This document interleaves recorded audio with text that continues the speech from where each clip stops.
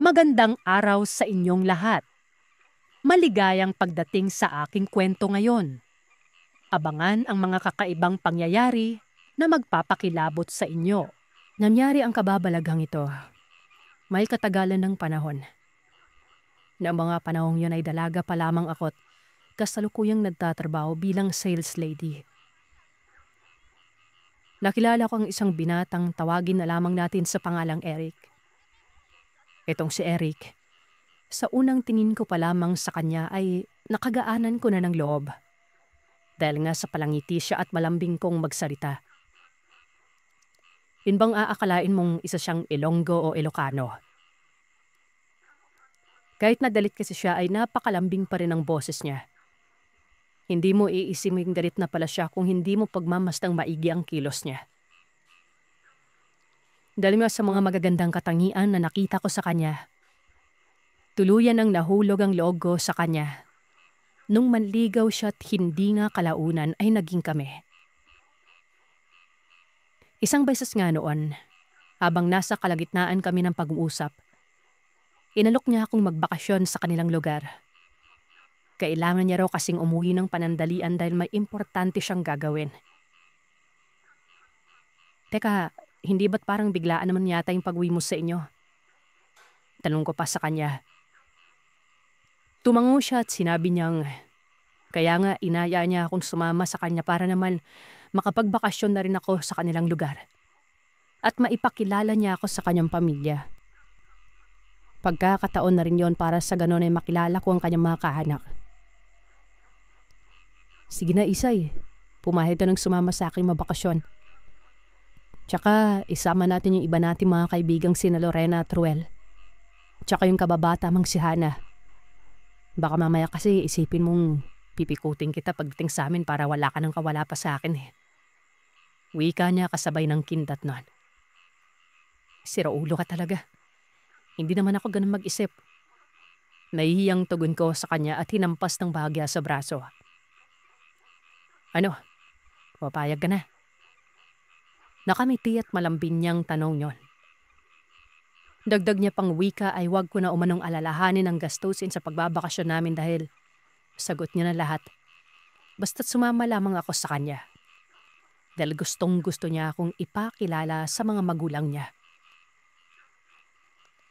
Dahil nga sa kakulitan ng nobyo ko ay wala na nga akong nagawa kundi ang pumayag na magbakasyon sa probinsya. Sa pagdaan ng mga araw ay bumiyahe kami papunta sa probinsya ni Eric. Tuwang-tuwa pa ang mga kasama ko dahil yun pa lamang lang unang pagkakataong makatapak sila sa probinsya ng nobyo ko. Pagdating namin sa probinsya, ay bumiyahe pa kami ng habal-habal na motor ng mahigit 1 oras papunta sa baryo, kung saan nakatira ang pamilya ni Eric. At nang makarating na kami sa baryo ay huminto sa tapat ng bahay ang sinasakyan naming motor. Tagasan kay miss? Mahinang tanong ng driver noong tanungin ko siya kung magkano ang bayad. Sinabi ko sa kanyang taga Maynila kami. At magbabakasyon lamang kami sa bahay ng nobyo ko. Nakita kong saglit na tumingin ang driver sa kinaroroonan ng nobyo ko. At saka nagwika na mga katagang, mag-iingat umano kami palagi. At huwag na huwag magpakampante. Matapos kong may abot ang bayad ay pinaharurot na ng driver ang minamaneho nitong motor. Na siyang ipinagtataka ko dahil noong tingnan ko ang isa pang sasakyan. Kung saan naroroon ang nobyo ko para magbayad sa driver.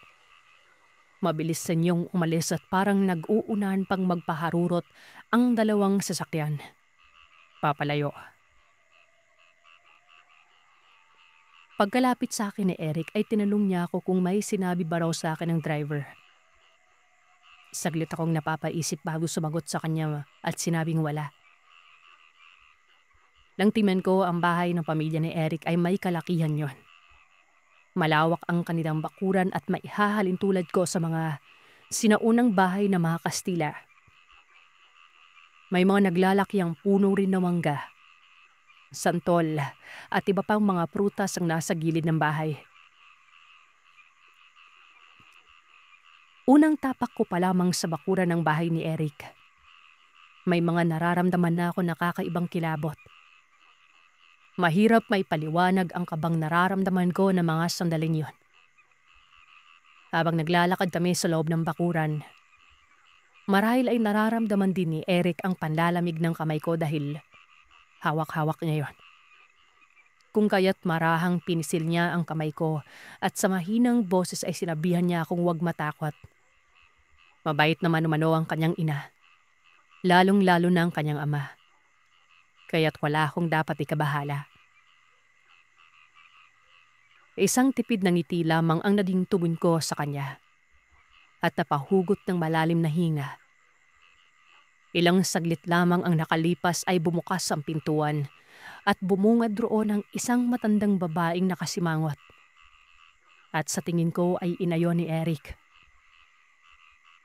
Masaya namang sinalubong ng yakap ni Eric ang matanda.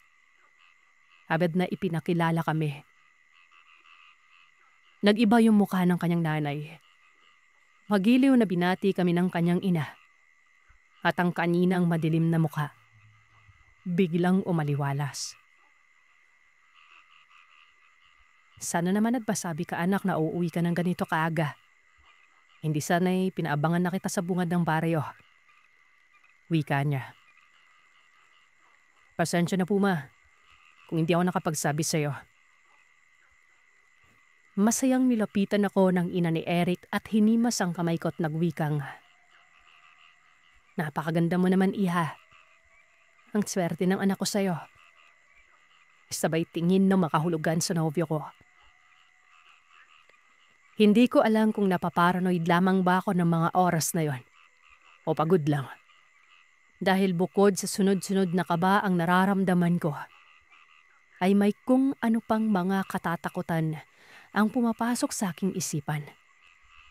Idagdag pang bigla kong naalala ang sinabi sa akin ng driver kanina bago ito umalis. Lang makapasok na nga kami sa loob ng bahay, ay napawi ang kabang aking nararamdaman. Nang bumungad sa mga mata ko ang mga antigong mga kasangkapan sa buluwagan ng bahay na yon. Hindi ko maiwasang mamangha habang pinagmamasdan ng mga antigo. Pakiramdam ko ay parang nasa ancestral house ako ng mga sandaling yon. Tiningnan ko ang mga kaibigan ko at ang kababata kong si Hana. Nakita kong maging siya man ay hindi rin naiwasang mamangha. Sinabihan kami ng ina ni Eric na maupo na muna kami sa sala dahil maghahanda lamang siya ng makakain nun. Sandali lamang umano at bibilisan niyang gumawa ng merienda. Norberto, bungaba ka riyan. Narito na yung anak mo. Sigaw ng ina ni Eric bago tuluyang maglakad papunta sa kusina. Ayos ka lang ba, Isay? Namumutla ka. Malambing na tanong ng nobyo ko noon. Tumango ako at sinabihan siyang ayos lamang ako. Medyo kinakabahan lang ako. Siguro ay dahil sa yun pa lang ang unang pagkakataong makaharap ko yung pamilya niya. Kaya kung ano-ano ang pumapasok sa isipan ko. Sabi ko naman sa'yo, mabait yung nanay ko eh. Kaya wala kang dapat ipag-alala. Ngiting saad niya. At binalinan ng iba pa naming mga kaibigan. Maya-maya pa ay natanaw ko na ang ina ni Eric. Malapad ang pagkakangiti nito at parang walang pagsidlan ang sayang nararamdaman. Pagpasensya niyo dito sa inihanda kong merienda. Hindi kasi namin inaasang magpapaaga yung pagbabaksyon niyo eh.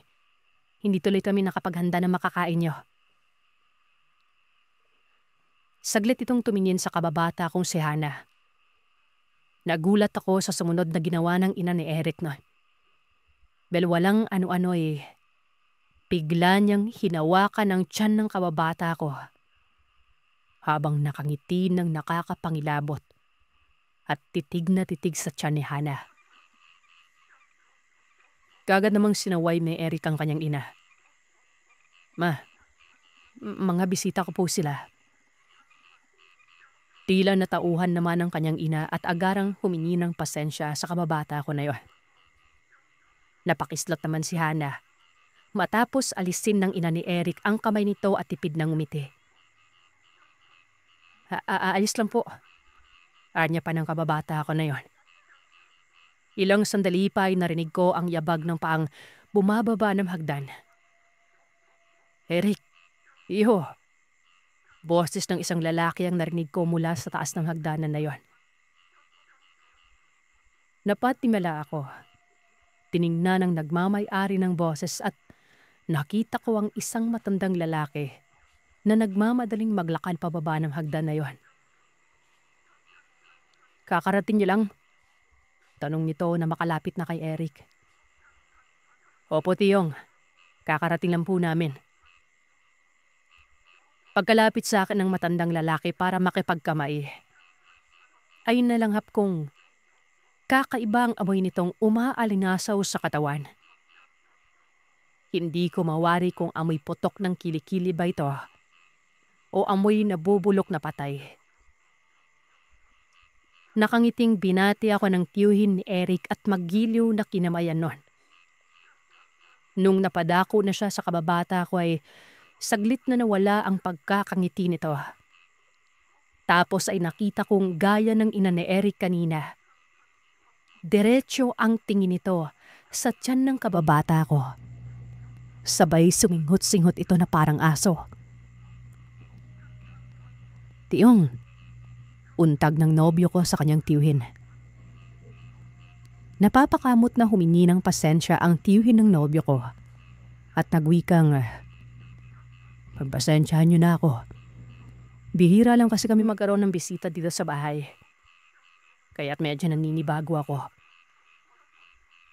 Hindi ko alam, Sir Seth, kung bakit hindi ako kumbinsido sinasabi ng tiyuhin ni Eric. Pakiramdam ko ay nagpapalusot lamang ito. Tinanong ni Eric ang kanyang tiyuhin kung nasa taas ba ang kanyang ama. Tumango naman ang tiyuhin at nagsabing kagagalin lamang nito sa silid ng ama ni Eric. Maghintay lamang umano kami dahil bababa rin yun. May nililigpit lamang sandali. Nang araw nga na yun ay nakilala namin ang pamilya ng nobyo ko.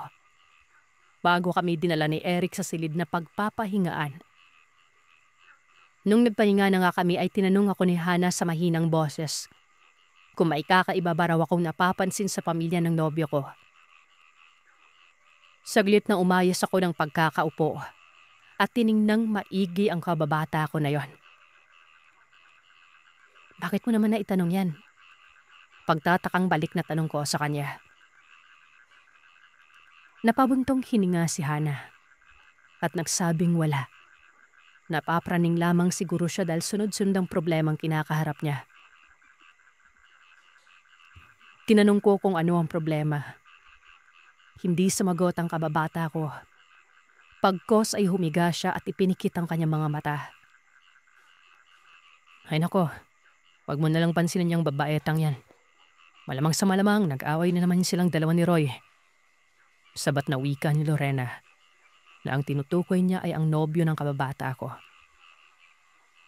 Sinabihan ko na lamang silang magpahinga na dahil gigisingin na lamang raw kami ni Eric kapag nakatapos na silang magluto. Naging maayos naman ang unang araw ng pagbabakasyon namin noon.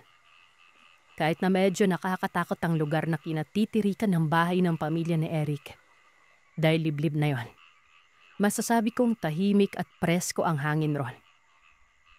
Kapag may libreng oras si Eric ay ipinapasyal niya kami sa malawak na lupaeng pagmamay-ari umano ng kanyang pamilya. Masaya dahil marami kaming mga nakikitang bagay na hindi namin nakita sa Maynila. Pero kahit masayang pagbabakasyon namin dahil ipinapasyal niya kami sa mga magagandang lugar, kagaya ng ipinangako niya sa akin ay hindi ko maiwasang kilabutan sa tuwing sumasapit na ang takip silim. Kapag kasi magdidilim na ay kung ano-ano na ang mga naririnig kong kakaibang huni ng ibon. Nakakatakot yun sa pandinig at halos kapangan ako ng kilabot sa buong katawan. Pasado 7:00 pa lamang kasi ay nasa loob na kami ng kwarto nun. Nagpapahinga na. Hindi na kami lumalabas sa silid dahil may banyo naman sa loob ng silid tulugan ng mga bisita nila. Nga pala, maisimik ko lamang pula simula noong dumating kami sa bahay ng pamilya ni Eric. Minsan ay hindi pa sumasabay sa aming kumain ang mga magulang at tiyuhin niya. Ang nobyo ko rin ang nagluluto ng mga pagkain namin dahil, ayon sa kanya, hindi raw malasadong magluto ang panan-ina. Baka hindi namin magustuhan ang niluluto nito. Dawa ng salay kami sa masarap at kompletong rikados na pagkain. Lumtanamin ko naman siya kung bakit hindi sumasabay sa aming kumain ang pamilya niya. Ang paladi ng rason sa amin ay hindi raw sanay na may ibang taong kasabayan kumain ng kanyang pamilya.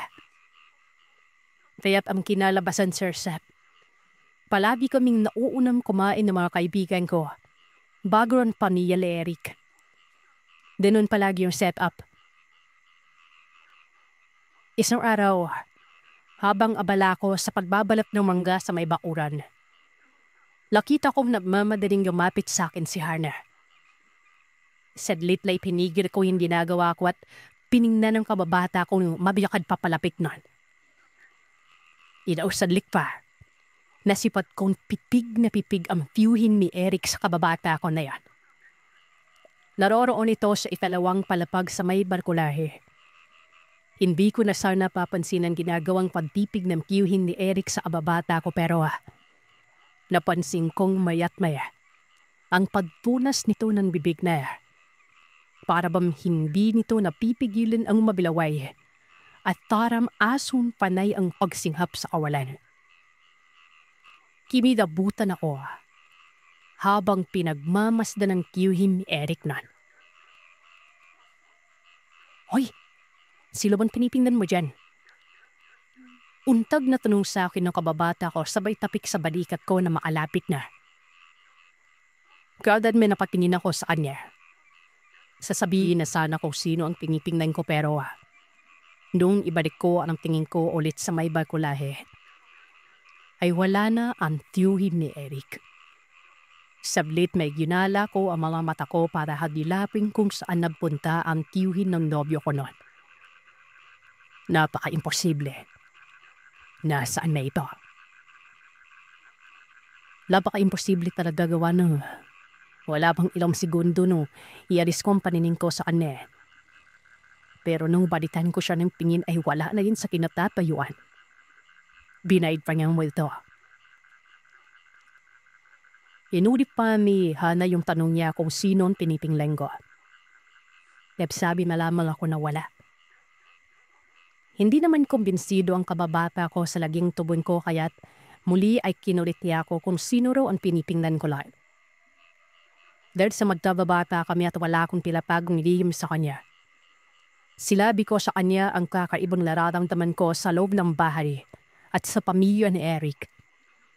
Sinabi ko sa kanya hindi ko maiwasan gapaman ng kilabot sa buong katawan. Dahil sa mga kababalagang naririnig ko tuwing sumasapit ang ating gabi. Ambo akala ko ay ako lamang ang nakakapansin sa mga kababalagang nangyayari ngayon. At sa inaakalam hindi maniniwala sa sinasabi ko ng aking kababata.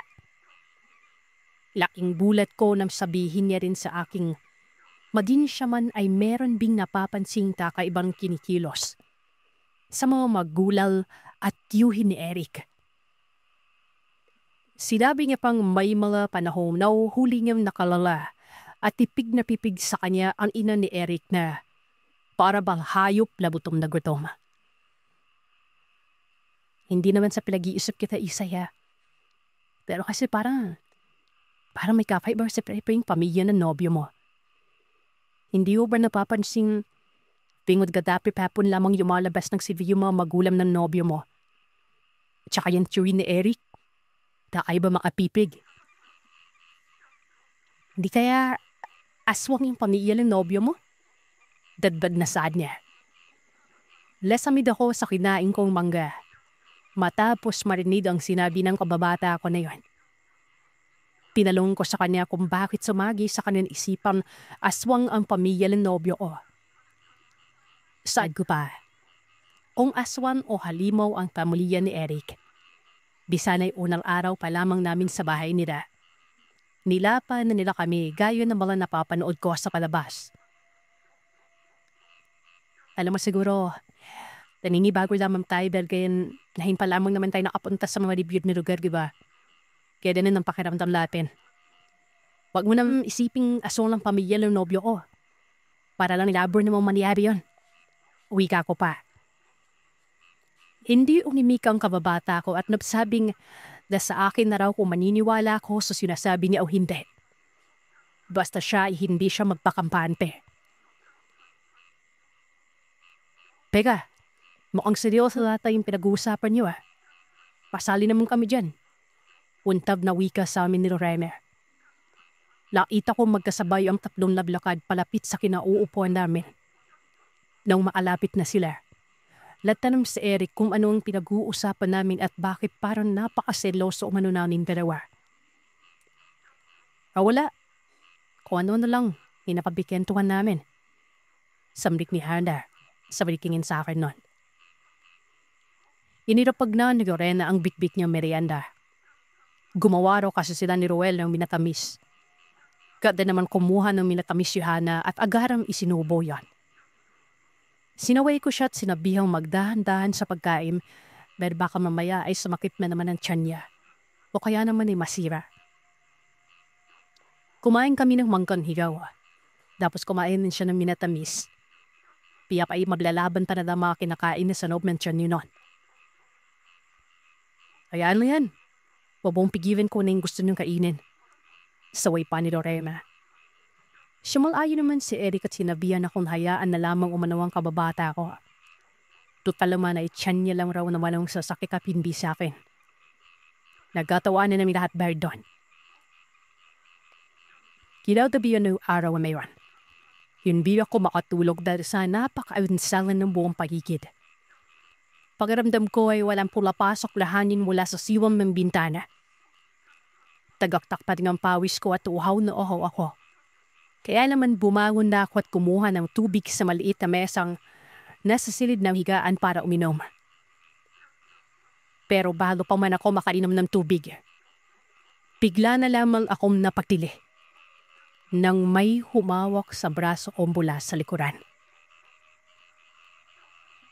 Anak kang pipaking naman, Hana. Bakit bigla-bigla kang humawak sa kamay ko? Hindi ka man lang magsasalita dyan. Reklamo ko sa kababata ko at napahawak sa dibdib nun. Kinuha niya ang basong may damang tubig at sunod-sunod na pinungga bago nagsalita. Humingi ito ng pasensya. Sobrang naiinitan daw talaga siya.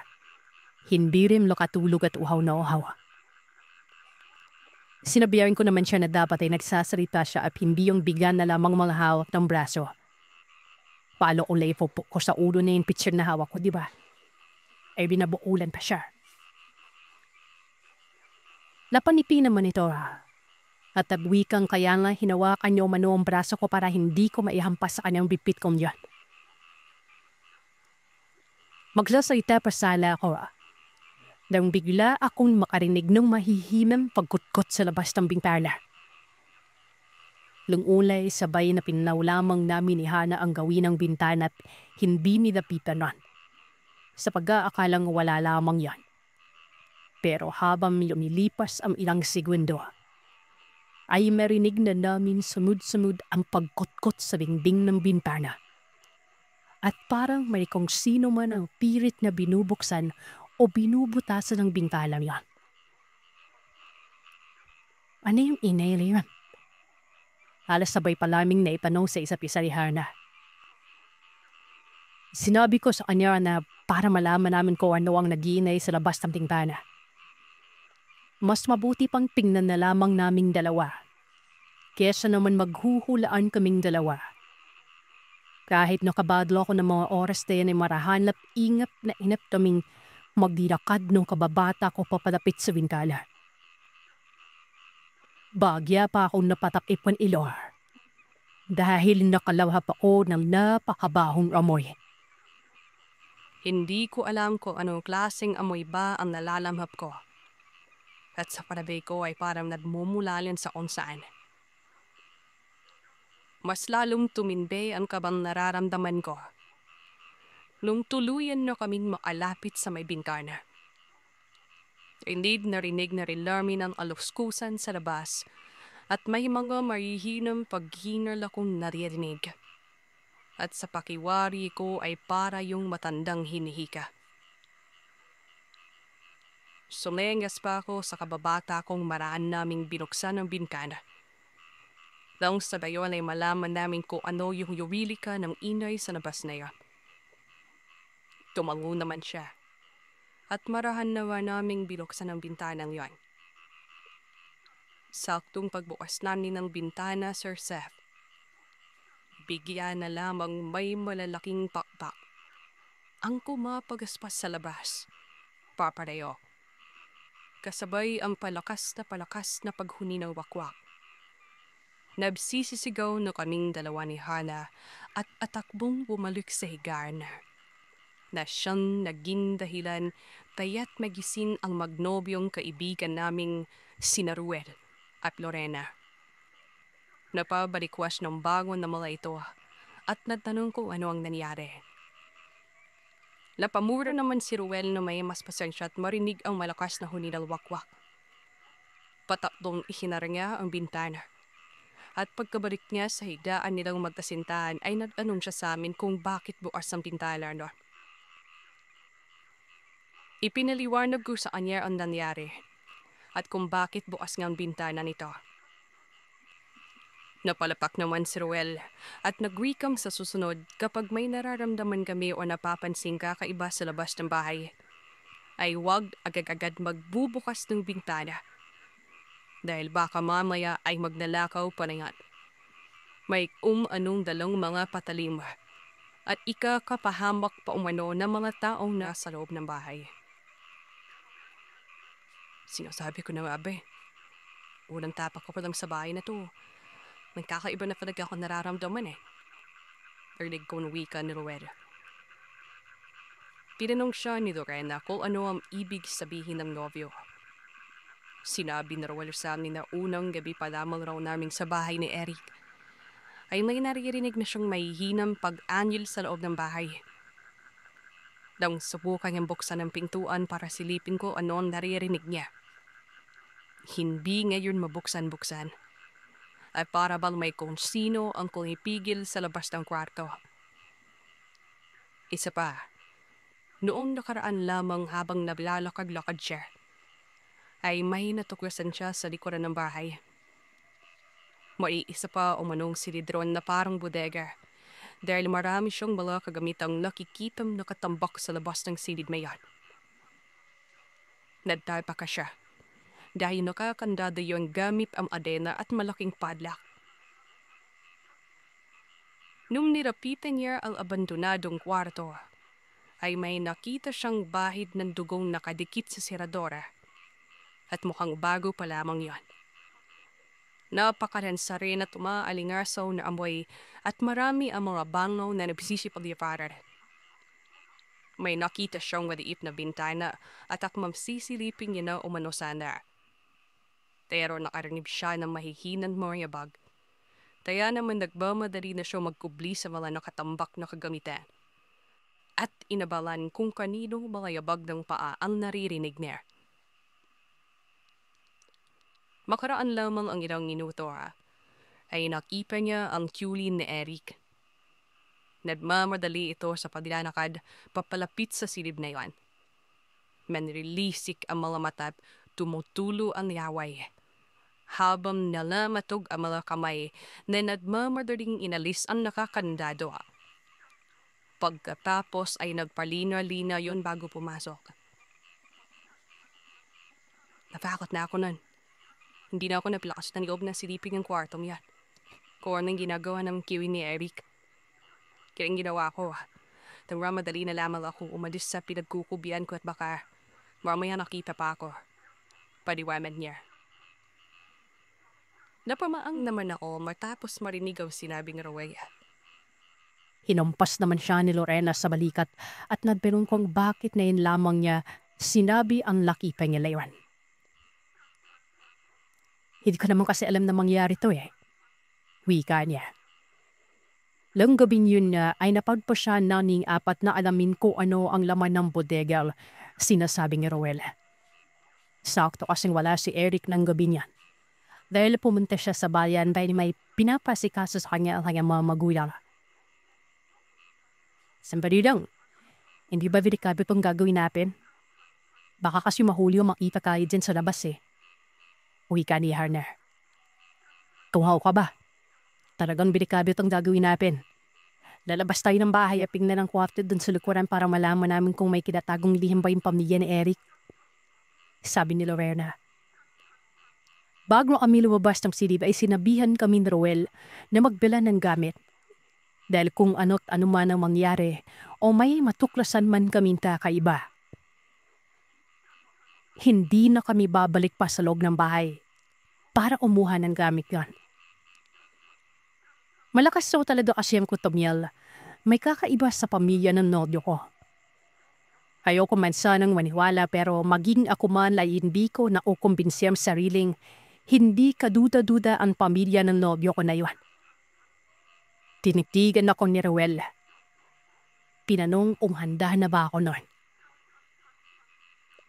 Napabuga ako ng hininer. Baba na bisabi na kahanda na ako. At sana lang ay mali palada ang hinala namin sa pamilya ni Ka. Marahan na kanindablakad palabas ng silid. Sobrang napakatahimik ng buong paligid. At tanging liwanag ng magdamagang ilaw lamang ang siyang nagsisilbing liwanag sa may buluwagan ng bahay. Saktong pagtalabas namin ng pintuan ng bahay ay sumalubong sa amin ang napakaalinsangang hangin. Biglang nagtayuan ng mga balahibo ko sa katawan at halos dumadabundong na sa lakas ng pagtabog ang aking dibdib nun. Magkahawak kamay kami ni Hana at dahan-dahang naglalakad pa sunod Teruel at Lorena. Nawawatog na rin ang mga tuhod ko at parang ayaw nang mablakad.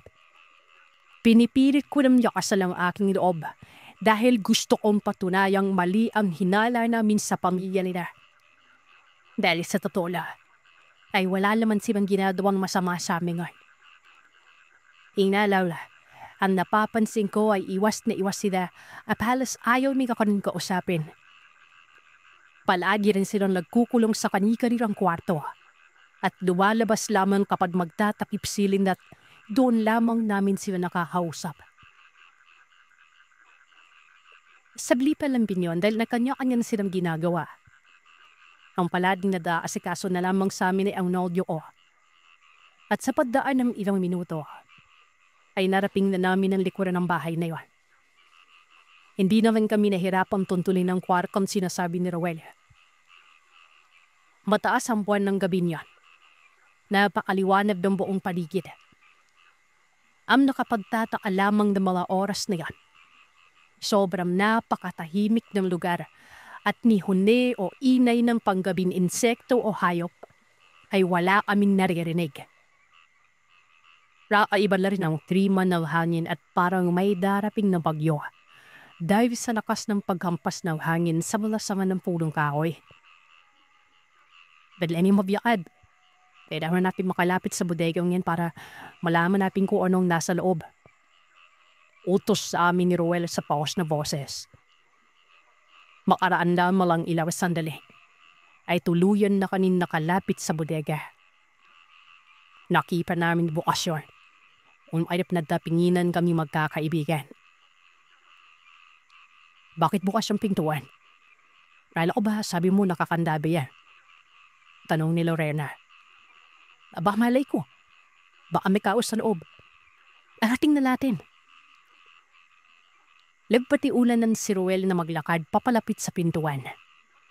Pagtalapik na sa pintuan ay marahang na yung tinulak nang sa dayon ay mas lalong lumaki ang pagkakabukas.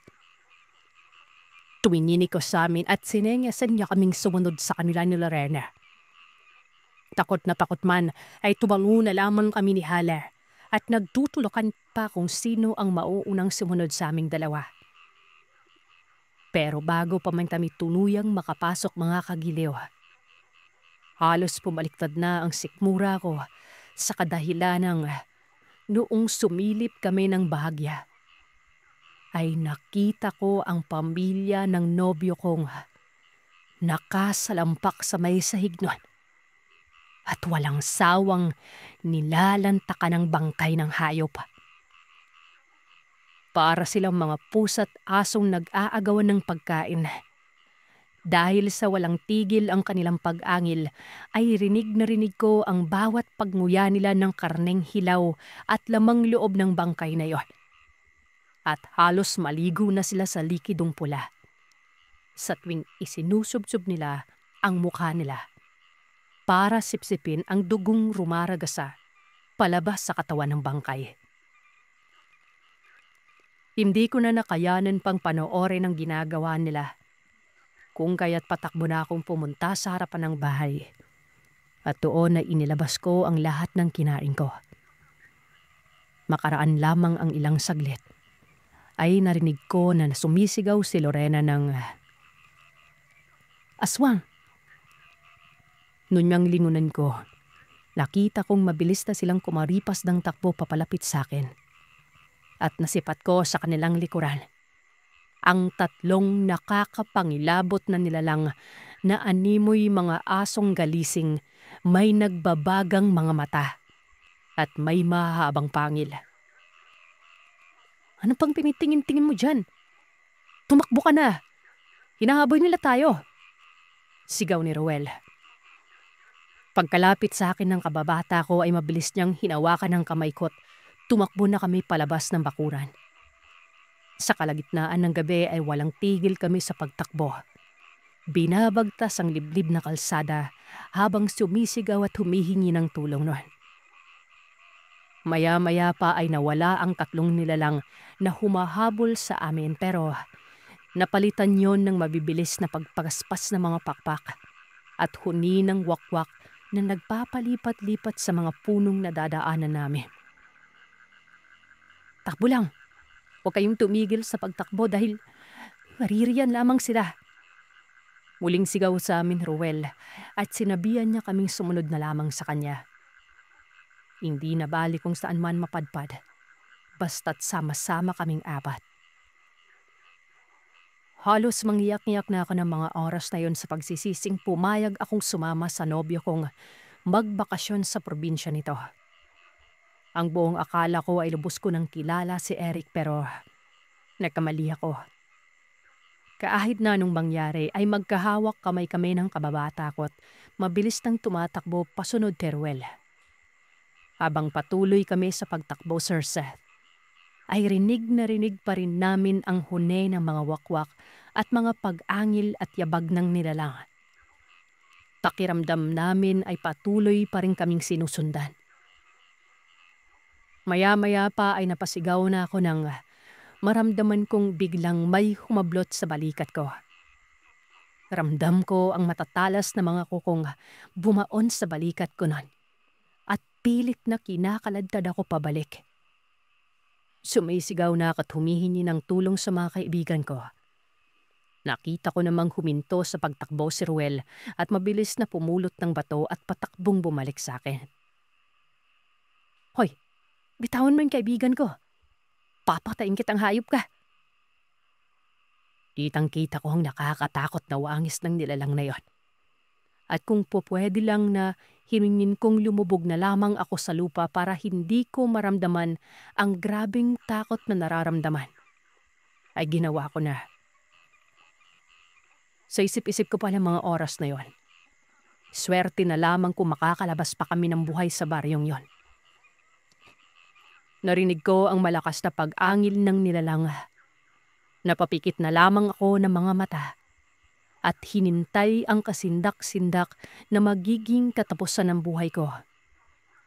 Pero bago pa man ako nito madambahan ay isang malakas na boses ang narinig kong pumipigil sa nilalang na yon. Boses yun ni Eric at nang idilat ko ang aking mga mata, nakita kong galit na nagmamadaling naglalakad si Eric papalapit sa kinaroroonan ko. Namumutla ang mga mata niya. Galit na hinawakan niya ang nilalang at tinabig yon. Hindi ba't pinag-usapan natin to? Nakiusap ako sa inyong wag galawin ng mga kaibigan ko. Sambit niya. Para namang mamatutang natatakot ang tatlo, at mabilis na kumaripas ng takbo pabalik sa pinanggalingan namin.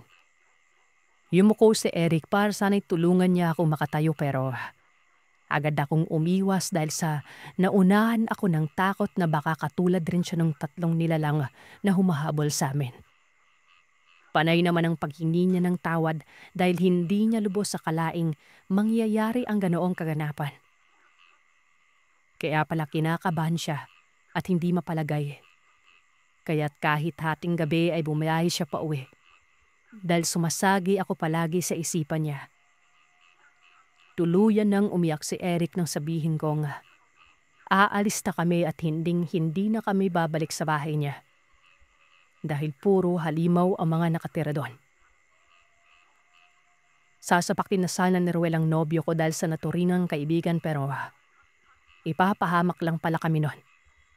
Mabuti na lamang agad na naawat ni Hana at Lorena yon. Nanlulumong nakiusap si Eric na pumayag kaming ihatid niya sa bayan.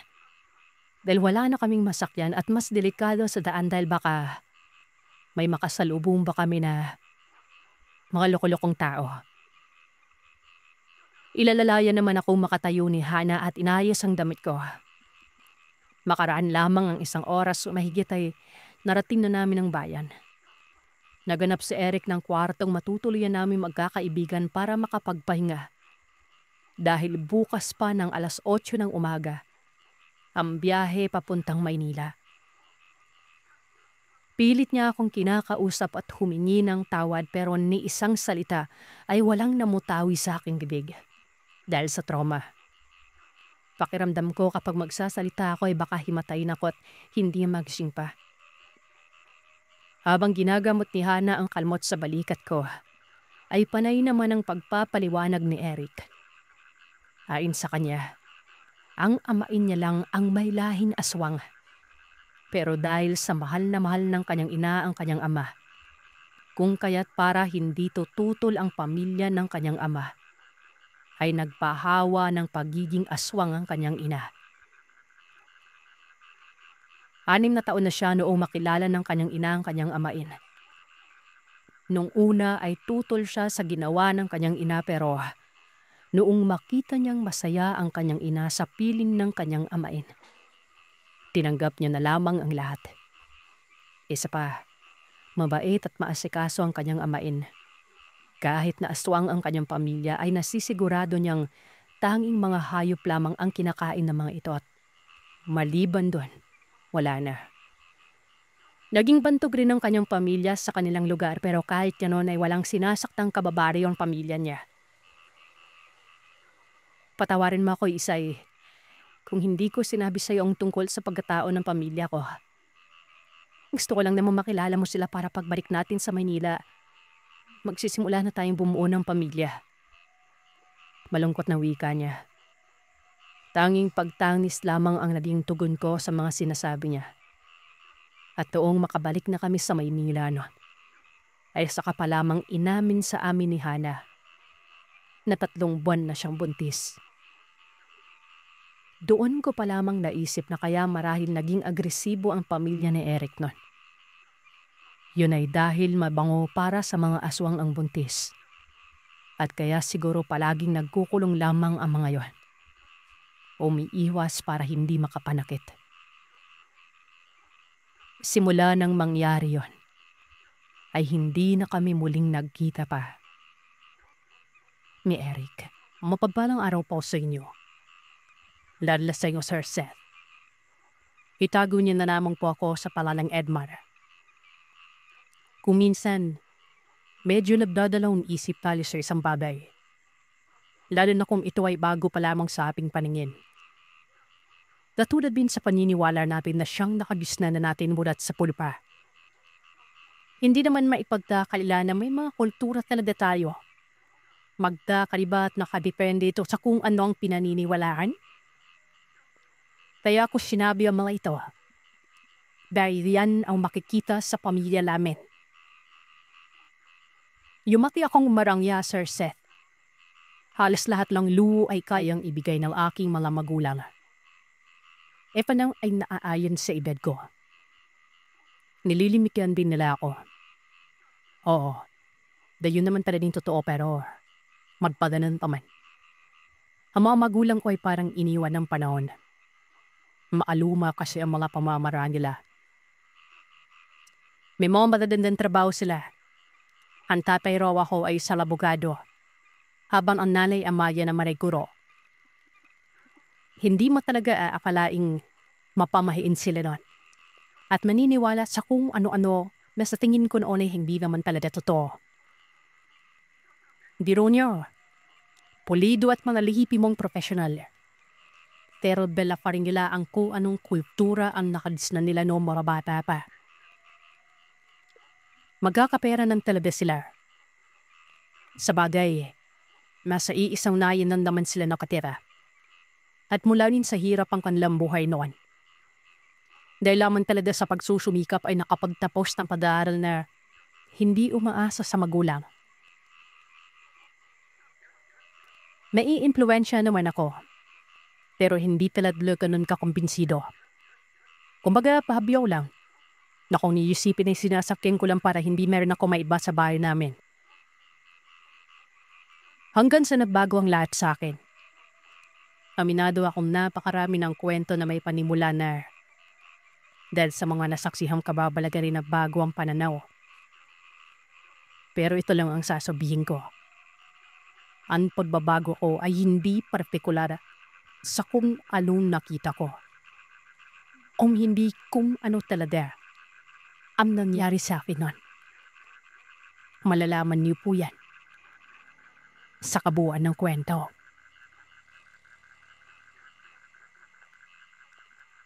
Taga San Miguel, Iloilo ako. Kung hindi ako nagkakamali. Nasa edad 17 taong gulang na ako noon. Kakatapos ko lamang ng sekundarya at kasalukuyan noong naghahanda na sa kolehiyo at doon ito sa sentro ng Iloilo. Ang nagugustuhan ko noong kurso ay ang pagiging marino. Kaso nang sumalam na ako sa enrollment ay nahulog ako sa pagiging guro noon. Paano ba naman kasi? Nakasabayan ko naman ng babaeng niya. Mabilis ko nagustuhan. Una, nagkita lang kami noon sa parke. Tapos ay nakuha niya ang atensyon ko. Sumusuyap-suyap kasi ito sa akin. Chinita ito. Matangkad at may mahabang buhok na hanggang berwal. Uso pa kasi noon ang may mahabang buhok na babae. Kumakapitid pa ito. Para bang may kasamang gayuma. Simple lamang siya. Nakatago ang kanyang kadandahan sa likod ng suot nitong salamin. Ikalawa, sa isang karinggeriya. Habang kumakain ako noon ay nakita ko siyang nakatanaw sa akin sa labas. Inbang sobrang simple lamang ng tayo pero di malumata. Halatang nakagirid dito sa pinaroroonan ko. Ikatlo, nagkasabayan kami ito sa isang building sa loob ng campus. Doon na ako nagtanong kung ano ang kanyang pangalan. Stella. Na habang binabanggit niya ang pangalan nito, nakatipig ako sa kanyang labi. Manipis na labi at nakakakit yun. Hindi ko alam kung bakit pumuntot ako sa kanya noon hanggang sa mag-take siya ng entrance exam sa pagiging guro. Para, kahit nasa maranyang buhay ako, pinili ko nung mag-aral sa pampubliko. Ito na rin ay dahil sa payo ng mga magulang ko noon. Sa publiko ko do kasi mararamnasan ang nadaanan nila dati. Oo, may sapat na luho ako pero pinaparanas man ang mga magulang ko kung anong ibig sabihin ng katagang pagsisikap. Para bang gusto kong makasama lagi ang babae nito. Hanggang sa nag-take na rin ako doon ng entrance exam. Yun, naging guru ng kurso ko. Para din sinadya ko yun para maging magkaklase kami. Matapos noon, Sir Seth, syempre ang pagpapa-enroll na sa mga subject about schedule. Talagang kung saan ito nakapila ay naroroon ako. Hindi man kami nagkakausap pero parang magkaibigan na kami lang. Sa pamamagitan namon na nitiap konting kindat. Ayun, maging magkaklase na kami. Maging sa lahat ng mga subject at schedule. Sabay kaming dalawa. Pero kadalasan noon, hapon at gabi, may siya namang gustong-gusto ko gawa ng inaaya ko siya ng gala tuwing gabi. Alam mo, Sir Seth, pumapayad siya. Aminado ako sa seryo may mga naging karelasyon na rin ako nung high school pero wala pang naging seryoso doon. Batang isip pa kasi. Puro chill-chill lang. Namumutawi lamang ang kayabangan, kapusukan at likot ng isip. Pero nabrabo na ito nung mature na ako. Lalo na may sapat na gabay sa magulang ko. Balik tayo sa kwento. Bali ang pagsama niya sa akin sa pamamasyal. Pansin kong napakatahimik niya. Hindi halos nagsasalita. Ako lamang ang mainay noon habang magkasama kaming dalawa. Tango lamang siya ng tango at kapag may nakakatawa, ay niniti lamang ito. Oo at naliligaw na talaga ako noon pero hindi ko alam kung bakit napakatas ng respeto ko sa kanya. Hindi man lang ako maahawak sa kanyang kamay. Tsaka inat ako sa bawat binibigawang salita. Kumbaga pakipang tao. Totoo naman yun at maskan iba. Ganun din ang diskarte. Malaman ko na ang nagpapaaral pala sa kanya ay ang kapatid ng lalaki na may sarili ng pamilya. Gustong makatulong ito para kay Stella. Apat daw silang magkakapatid. 2 lalaki, 2 babae. Pero yung isang babae namatay na. Umabot ng 2 buwan ang panliligaw ko kay Stella. Habang tumatanda rin nagiging kampante na siya sa akin. Hindi ko maintindihan. Noong una ko siya nakita ay parang inaapit niya ako pero noong magkakilala na talaga kami, parang ako pa yung namimirit sa kanya. Siguro nagpapakitang kawalang siya para palapirin yung kanyang reputasyon din ng babae biwa. Alam niyo, tumagal ang panliligaw ko yun ng halos 1 taon. Hanggang sa nagkaroon ng event, intramural yon, kung hindi ako nagkakamali. Sumali ito sa cheer dancing. At doon ko palang nakita ang kagandahan ng namumukadkad na ng bida. Nakakagulat, as in. Matagal na kaming magkasama pero lang mabis ito ng manipis ay Sis Mariosep. Sinasabi ko sa inyo, pagkakita ko sa kanya, yun na ang babaeng hinahanap ko talaga. Napakalakas ng kanyang karisma. Katunayan ay siya ang pinagkaguruhan noon sa batch naming sa education. May nandigaw nga sa kanya. Siyempre ako naman ang ibagi ang nagselos kasi nga, pinaunlakan niya nitong sumama. Medyo may pagkamanyakas pa naman yung mukha ng lalaping yon. Pero aminado akong gwapo tarabiwan. Makalipas na nilang araw, pila bala din malamig ang pakikitungo sa akin ni Stella. Tumandi kasi ito nang ayain ko ng ain sa labas pagtatapos ng klase. Sa kauna-unahang beses ay yun pa namang ang pagtanggi niya sa akin. Mabilis ko namang napagtanto na baka may lakad ay base Stella nun. Totoo na, meron. At ang lakad na ito ay kasama yung lalaking nanliligaw sa kanya. Nanggigil ako nun. Paano ba naman kasi ay inakbalin si Stella na lumabas na kami ng campus? Hindi man lang ako nakakibo. Magkasabay kasi kami at sinundo lamang siya nun. Yung akbay naman, hindi yung pipong dikit para de.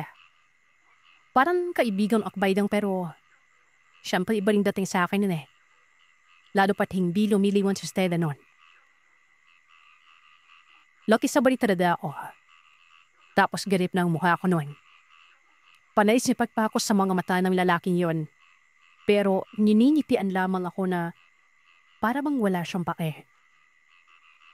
Itago na lamang para natin siya sa pangalang Dusman.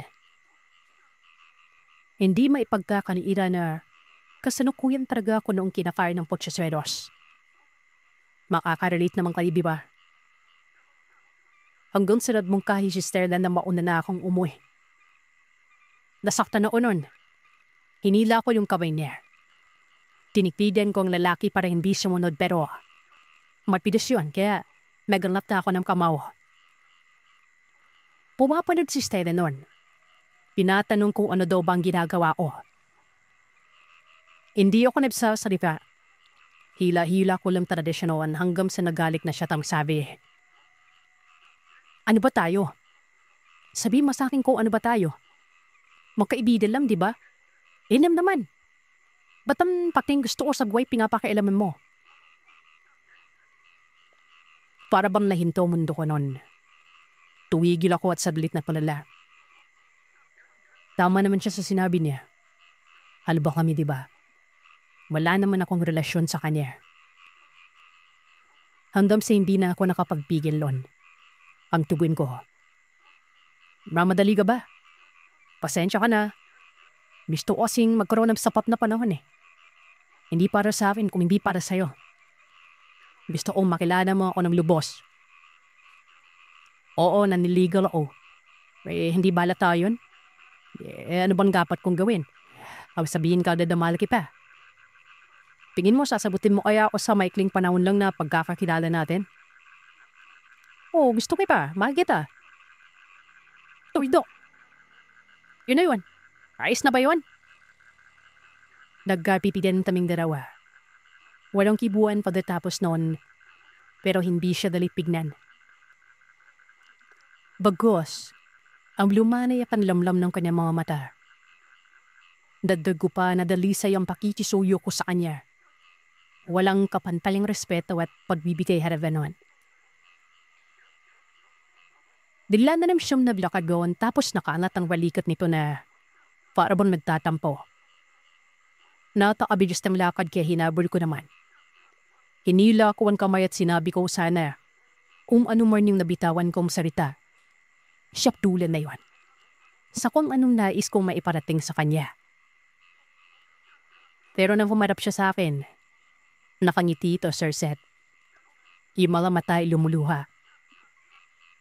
Ang sabi nga wala na umano akong dapat patunayan pa dahil nakita niya naman ang pagpupursigi ko.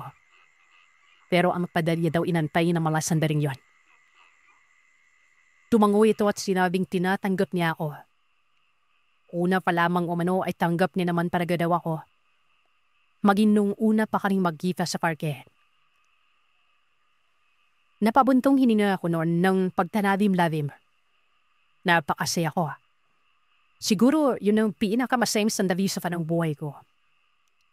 Mas masaya pa sa bata na nabihan ng pinakaasam-asam na laruan.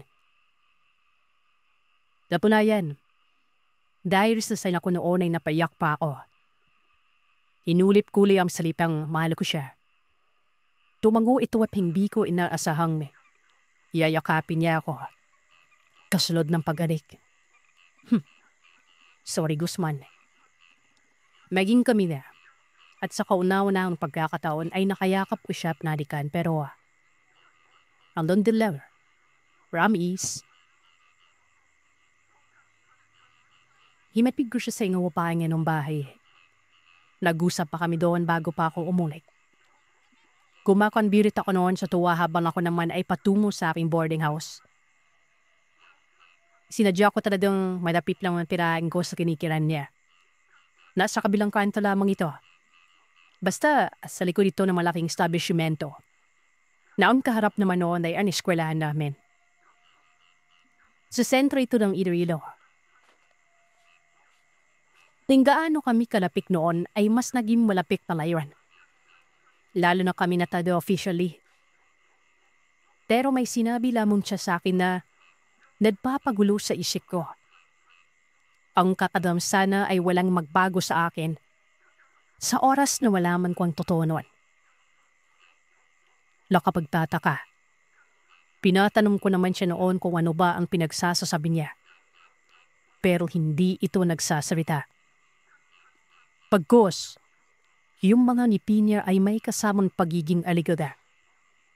Bang parang nasatakot. Ipinagsawalang bahana ko na lamang yon. Hanggang sa napag-isip-isip kong dalhin siya sa amin.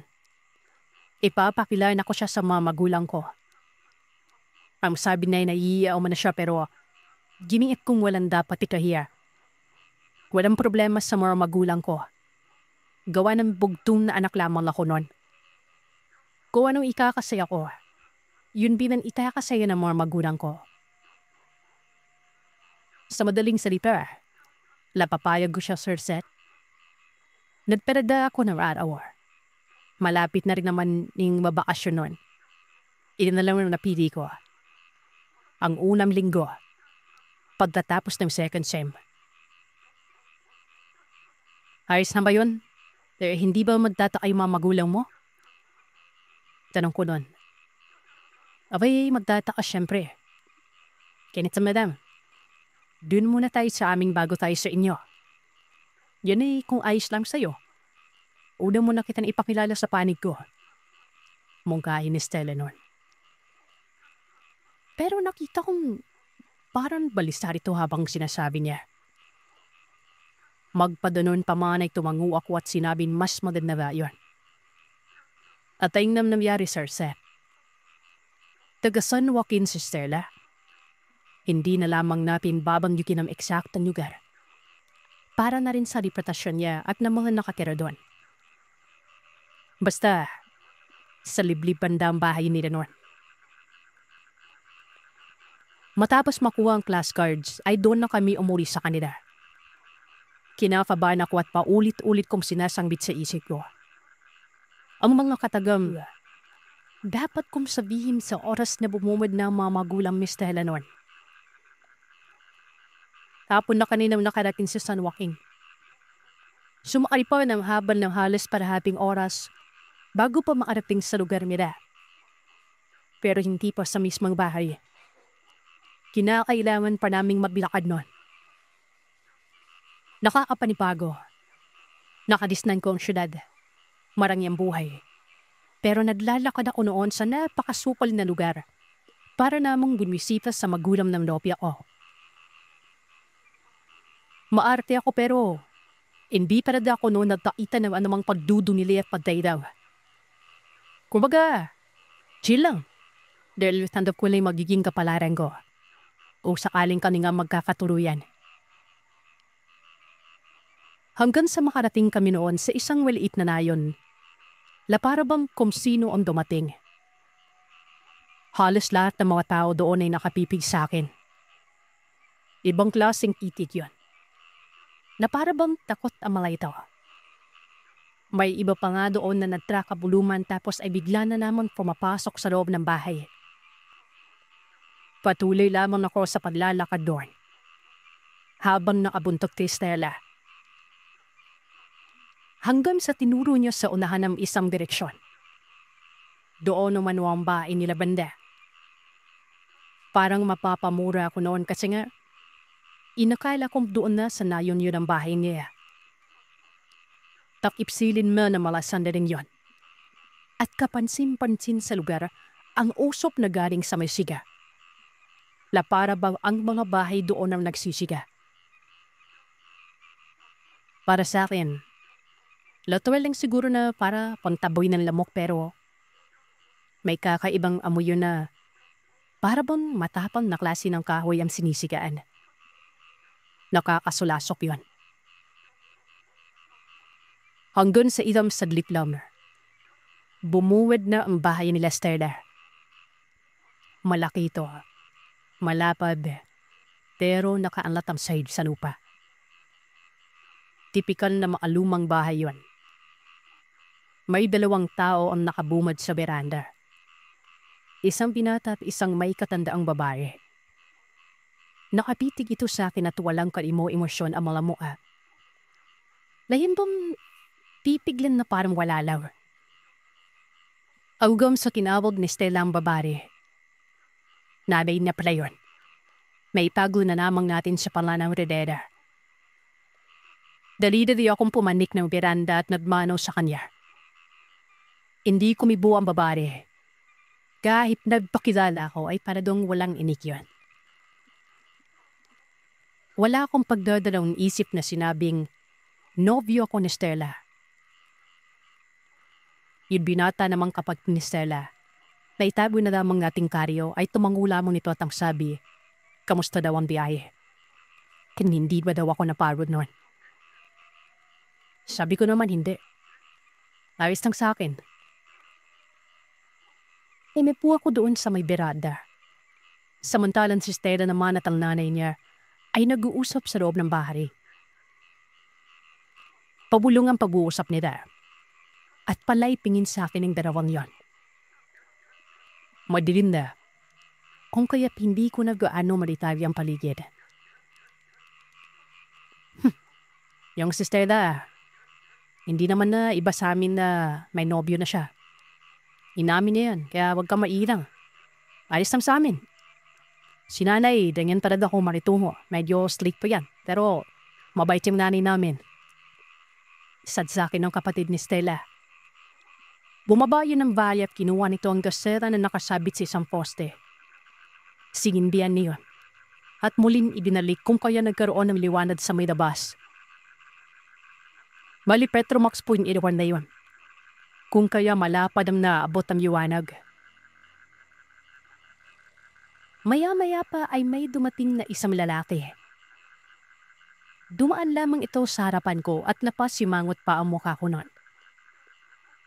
Paano ba naman kasi? Kakaibang amoy nito. Hindi naman sa nagyuyinarki pero hindi talaga kaaya-aya. Lapakabantot niya na para bang mabantot pa sa bigote ng kambing. May kasama pa itong lansa na nakakaduwal. Magpadanandaman ay hindi na naman ako nagpahalata nun. Hanggang sa nadmano doon si Stella. Biyakap pa ito at tinaom na tatay. Ipinakilala niya ito sa akin at itago na lamang naping Tatay Ram. Ay, akala ko kung sino. Ito pa na yung nobyo mo. Doon ni Edmar.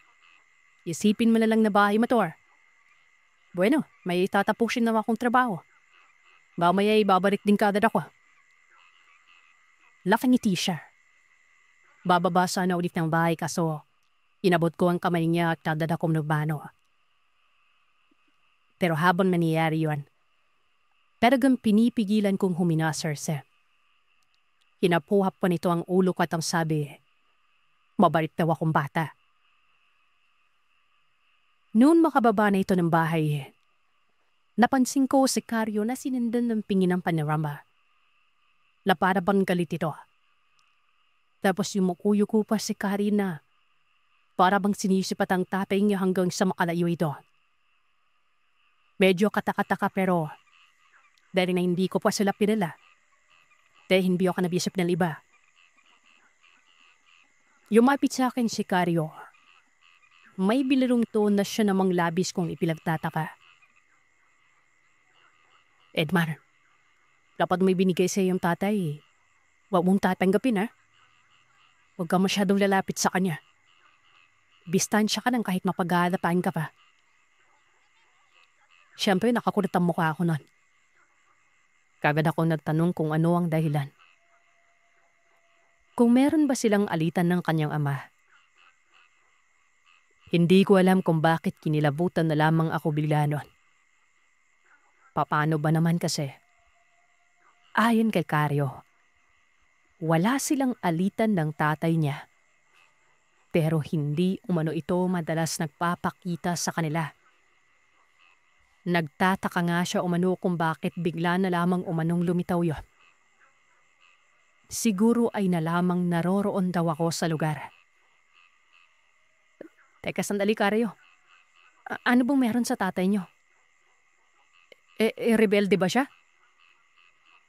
Hindi siya rebelde, Edmar. Isa siyang... Naudlot ang sinasabi ni Karyo. Pag-angat ko naman ng tingin ay nakatitig sa kanya ang nanay Redela. Pinandidilatan ng mga mata si Karyo. Para bang nakaintindi tong si Karyo. Tumango ito at hindi na nagpatuloy sa pagsasalita pa. Ilang saglit lang ang nagtungo na ito sa loob ng bahay. Naroroon sa itaas ng bahay nila ang abuhan at naroroon si Karyo na nagsasaing noon. Yung nanay naman ay bumaba ito ng bahay. Hindi ko alam kung saan patungo. Si Stella. Tinawag ang pangalan ko. Naroroon siya sa pintuan ng silid. Dali-dali naman akong lumapit sa kanya. Ayon kay Stella, ay doon daw ako sa silid na yun matutulog. Kung magpapahinga umano ako, siguraduhin ko umanong nakakandado ang pinto at nakasarado ang bintana. Dumagdag pa yun sa isipin ko, Sir Seth. Napakapangit naman isipin na walang kakaiba, diba? Meron talaga at damang-dama ko yun. Lalo na't yung tono pa ng mukha ni Stella ay para bang balisang-balisa. Stella, hindi naman sa nakikialam ha. May napapansin kasi ako na hindi maganda. Maliban pa dyan, pinalaan ako ni Carrie eh. Huwag daw akong lalapit sa tatay nyo. Ano ba meron? Naku, wala Edmar. Huwag mong isipin yon. Nga pala, dito din ako sa silid matutulog. Magkasama tayong dalawa. Mabilis na nabaling ang atensyon ko noon sa isang mali siya. Kinilig ako noon at naglalakbay ang diwa ko sa magandang tagpo. Alam niyo na siguro kung anong naisip ko, di ba? Oo, at magnobya kami ni Stella. Sobrang close pero syempre walang nangyari. Yun bang hirap namang sabihin dito. Basta, yun na yun. Alam niyo na yun. Pero sa pagkakataong yun, para bang mangyayari na ito? Hindi ko ipagkakaila ito dahil maging sino man siguro ganun din yung tatakbo sa isipan eh. Lalo na't wala pa talagang nangyari maliban na lang sa respetuhan sa isa't isa. Nagpahinga muna ako doon sa loob ng silid na yon. Iisa lamang ang silid doon. Siguro ay doon lamang ang pamilya niya sa sala matutulog. Nakakaamoy ako noon ng samyo ng inihaw. Kumalamang sikmura ako. Paborito ko kasi ang inihaw at kung hindi ako nagkakamali, ito yung magiging ulam namin. Hanggang sa tinawag na ako ni Stella at paglabas ko ng silid, nakita ko sa saig ng sala ang mga pagkain. Kanin, saging, at yung inihaw. Ang nasa gitna ay isang lampara. Napakapayak lang talaga nila. Dama ko noon ang buhay ng mga payak na tao na nasa ganong lugar. Ang nakikita ko lamang ay si Stella at ang kapatid nito. Nagtanong ako kung nasaan ang kanyang nanay. Ayon naman kay Carrio, hindi pa dumadating at may pinuntahan lamang siguro. Halika na Edmar, kumain na tayo. Pasensya na't ito lang yung handa namin. Hindi kasi nagsabi tong si Stella na magsasama pa na ng bisita eh. Sa bagay, wala naman talagang bisita nun pa. Maliban na lang sa'yo. Ano ka ba kuya? Hanggalin mo naman magsalita. Baka kung ano pa yung isipin ni Edmar. Dito ka Edmar oh. Tabi tayo mahal ko. Napakalandi. Kumain kami noon. At pagkatapos kumain, naghugas ako ng katawan. May balon naman sa may bandang likuran. Kasama ko si Stella. Bit-bit nito ang lampara. Ilang saglit lang ay nagpaalam si Stella dahil naiihi umano siya. Nilapag niya ang lampara sa gilid ng balon at pumuslit siya doon sa silong ng bahay. Hanggang sa nakarinig ako noon ng kagasgas. Para bang may gumagalaw doon sa unahan. Sa likod ng bahay nila ito, na kung saan ay napakasukal doon. Tinanaw ko at baka si Nanay Redela ito. Kaso ang iba ang anaaninag ko noon. Para bang lalaki yon. Nakadapa na galing sa kabilang banda ng bahay at gumapang sa may masukal na parte. Basta, napakabilis nun. Nakaramdam na ako noon ng takot. Para bang aswang? Oo at papiaw lamang talaga ang paniniwala ko sa mga bagay na ito. Gaya ng sinabi sa kwento, sinasakyan ko lang talaga ang mga magulang ko dahil na hindi pa ako kumbinsido. Pero ano ba sa tingin natin ng ganong postura? Di ba, ang papasok na sa isip natin na baka totoo ang aswang. Ano ba yun, Stella? Bungad ko na makabalik na ang nobya ko. Hindi kagad nagsalita si Stella. Nakikita kong nakakunot ang mukha habang nakabaling ang simpatya nito sa kung saan nakita ko ang tao. Ay, yung alagang kalabaw namin yon. Nakawala siguro. Nagtaka ako sa sinabi ni Stella. Anong kalabaw eh? Tao yon. Hindi kalabaw. At kung kalabaw man, hindi ganun kabilis, diba? Isa pa, ang kalabaw kapag gabi ay hindi ito naglalakad-lakad masyado. Hindi kaya aswang yun, Stella? Ay sus, wag mo nang pansinin yun. Tapos ka na ba dyan? Ako naman. Mauna ka na lang sa itaas. Magugas din ako ng katawan para presko. Dahil na naman sa sinabi ni Stella, nabaling na naman ang atensyon ko sa kakaibang naiisip ko nun. Napangiti ako noon at tumango. Nabura ng parang bula ang pagdududa ko na aswang yung nakita ko. Napakalandi ko nun. Kinikilabutan na ako. Hindi sa kung anong meron sa lugar, kung hindi, alam niya na. Subali ito na nga. Oo, at parang nasisiyan ako noon. Pero akala ko, magkatabi kami. Kasi nga nasa isang silid lang kami noon eh. Aba, pinababa ako ng higaan. Ang sabi ay doon na lamang daw ako sa baba. Hindi naman ako nagpakita ng negatibong reaksyon. Habang isinasaayos niyang higaan, humiga na lamang ako sa sahig nun.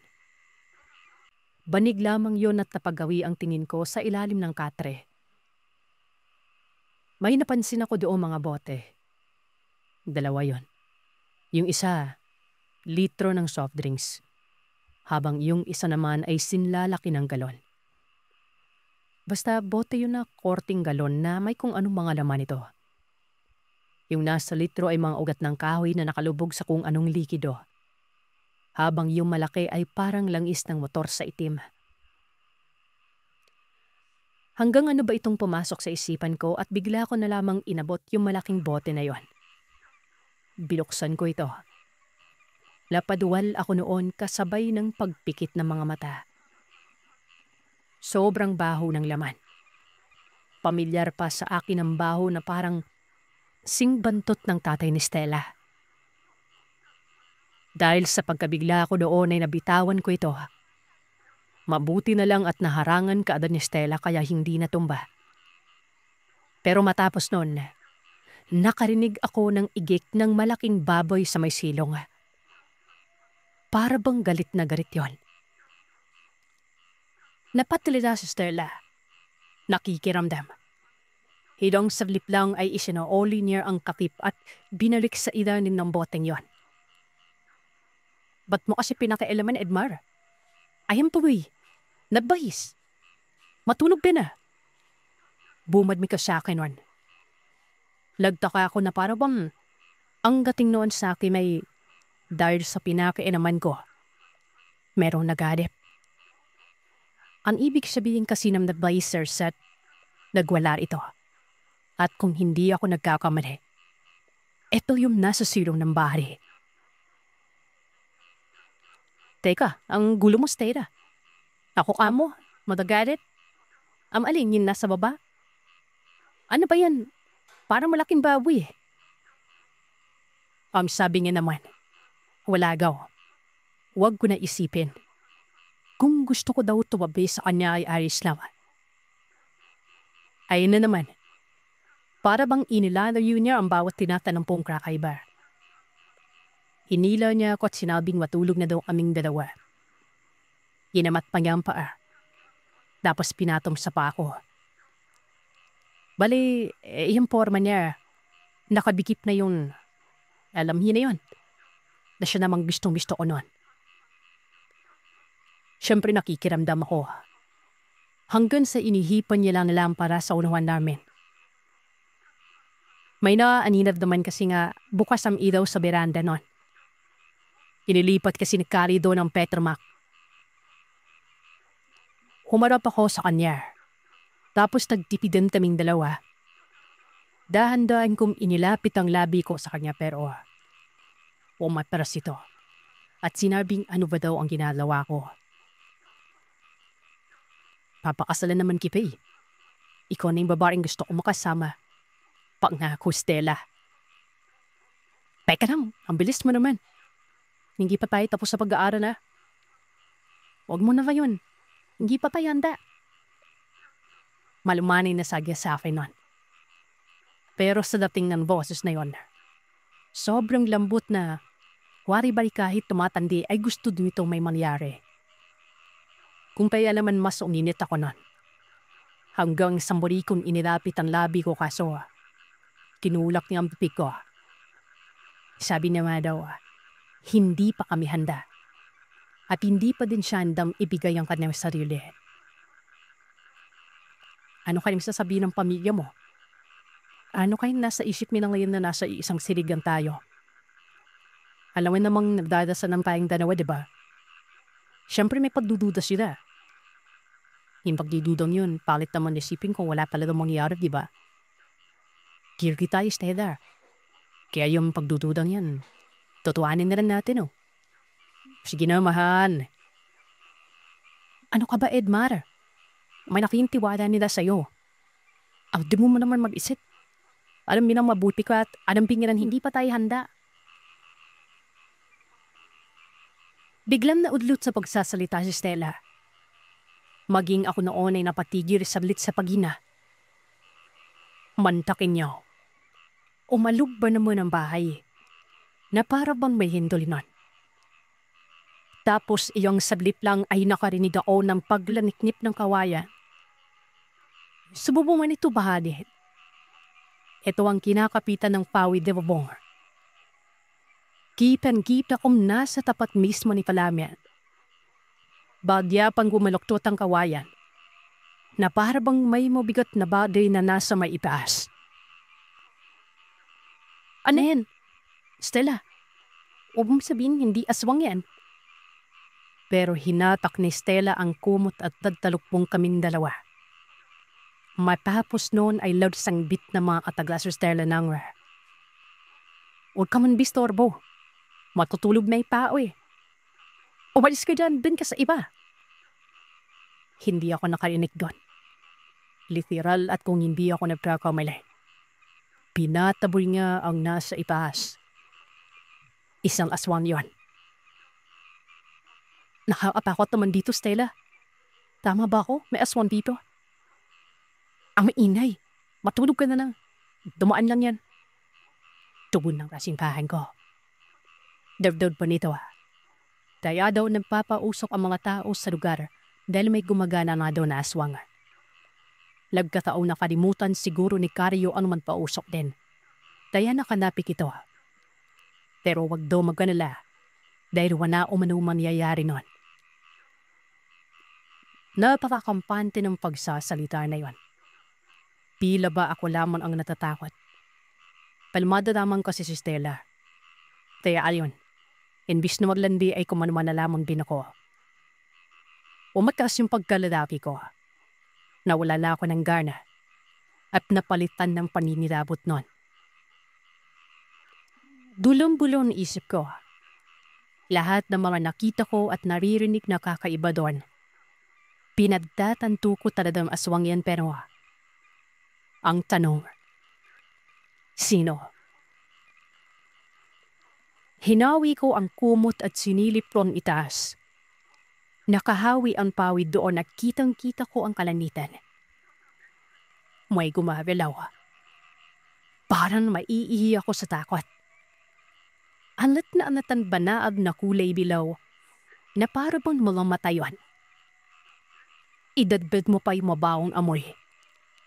Napakasama ng samyo na para bang hindi nawala doon ang baho mula sa bote. Maliban pa diyan ay pawis na pawis ako. Hindi naman siguro dahil sa nakakumot kaming dalawa ni Stella. Basta, maalinsalan pala din nun. Hanggang sa isang napakalakas na tinig ang umalinaw-naw sa lugar. Para bang ganito yung talog nun. Awak! Awak! Basta, pagkalakas-lakas nun at umieko pa. Pero sabay naman ito ay ang pagtalabog ng sahig sa may sala na para bang may tumatakbo pa na bus hanggang sa narinig ko ang pagsigaw ni Karyo. Nagrukumawag ito na pababa ng hagdalan. Pinataboy niya ang kung anong nasa itaas nun. Tapos sinabi pa nitong huwag man tatalo dahil kung hindi papatayin niya umalaywan. Hanggang sa sulid-sulid na yung malakas na pinig ng nilalama. Yung kawak na yun ay segundo ang namanggipan. Kumalabog ang lupa at narinig ko ang kaldaskas ng mga kahoy at tamo. Naiisip ko noon na baka umalis na nilalanga. Gusto kong bumangon pero noong akma ng tatayo ay hinila naman ako ni Stella at pinalikan nun. Napatulala ako. Siyempre, mabilis na nawala ang takot ko. At umantig na naman ang pagkalalaki ko nun. Sumagot ako ng halikatakma ko na siyang dadaganan kaso bumitaw naman siya at sinabing matulog na daw ako nun. Mabilis itong tumalikod. Ang sakit sa puson, Sir Sep. Bitin na bitin ako nun. Nagmukha akong kung ano. Kinakalabit ko siya pero hindi na ito gumagalaw pa. Pila ba pinaparinig niya pa sa akin ang paghilik niya para isipin kong mabilis siyang nakatulog. Napakamot na lamang ako ng ulo nun. Nawala yung kakaibang baho. Maging yung pag-alinsangan pero pawis na pawis ako kaya nagubad na lamang ako ng damit. Para akong nagtampong paslit noon na gumapang pababa ng sahig at doon na lamang magpapahinga. Hanggang sa natulog na lamang talaga ako. Nagising ako noon madaling araw na. Naaamoy ko kasi ulit ang samyong sobrang baho. Akala ko pa nga ay bumalik yung aswang kasi nga nagdududa talaga ako na galing ang bahong yun sa kanya. Sa hindi malamang dahilan, bigla na lang pumasok sa isipan ko ang tatay ni Stella. Yung baho kasi mula sa malaking bote. Yung amoy ng dumating ang aswang. At ang baho ng tatay ni Stella ay iisa lang. Kaagad pumasok sa isip ko ang hindi kaya si Tatay Ram ang aswang. Yung mismong tatay ng kasintahan ko. Hanggang sa naisip ko din yung mga sinabi sa akin ni Karyo na wag lalapit sa tatay nila. Doon ko napagtanto na ang aswang ay walang iba kung hindi ang tatay ni Stella nun. Ito na siguro yung litanya niya na, Kamo, sana walang magbago sa akin sa oras na malaman ko ang totoo. Sa isip-isip ko talaga, konektado yon sa naranasan ko sa bahay nila. Napatingin ako noon kay Stella. Mahimbing itong natutulog. Tumuon ang atensyon ko sa pagkatao ng kanilang pamilya na para bang nagbago ang pagtingin ko sa kanya noon. Naguluhan ako. Kung totoo man ang hinala ko, makakatuluyan ko ang isang babae na may lahing aswang. Napapaisip pa nga ako noon na baka si Stella, aswang din. Maging yung nanay niya na si Nanay Redela. Kasi nga hanggang sa mga puntong yon, alam kong hindi pa bumabalik ng bahay. Sisimulan ko na po itong kwento ko. Sabihin na lang natin na yung pamilya ko ay may mga lahing aswang. Yung mga kalololohan ko ay kabilang sa mga grupo ng mga aswang na nagpuprotekta sa mga sumasakop noong unang panahon. Katulad ng ibang nasa kwento mo.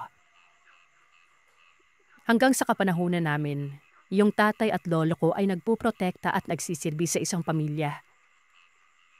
Ang pamilya pong ito, bagamat hindi ko pwedeng sabihin ang tunay na pagkakakilanlan, ay tawagin na lamang natin silang ang mga Dulce.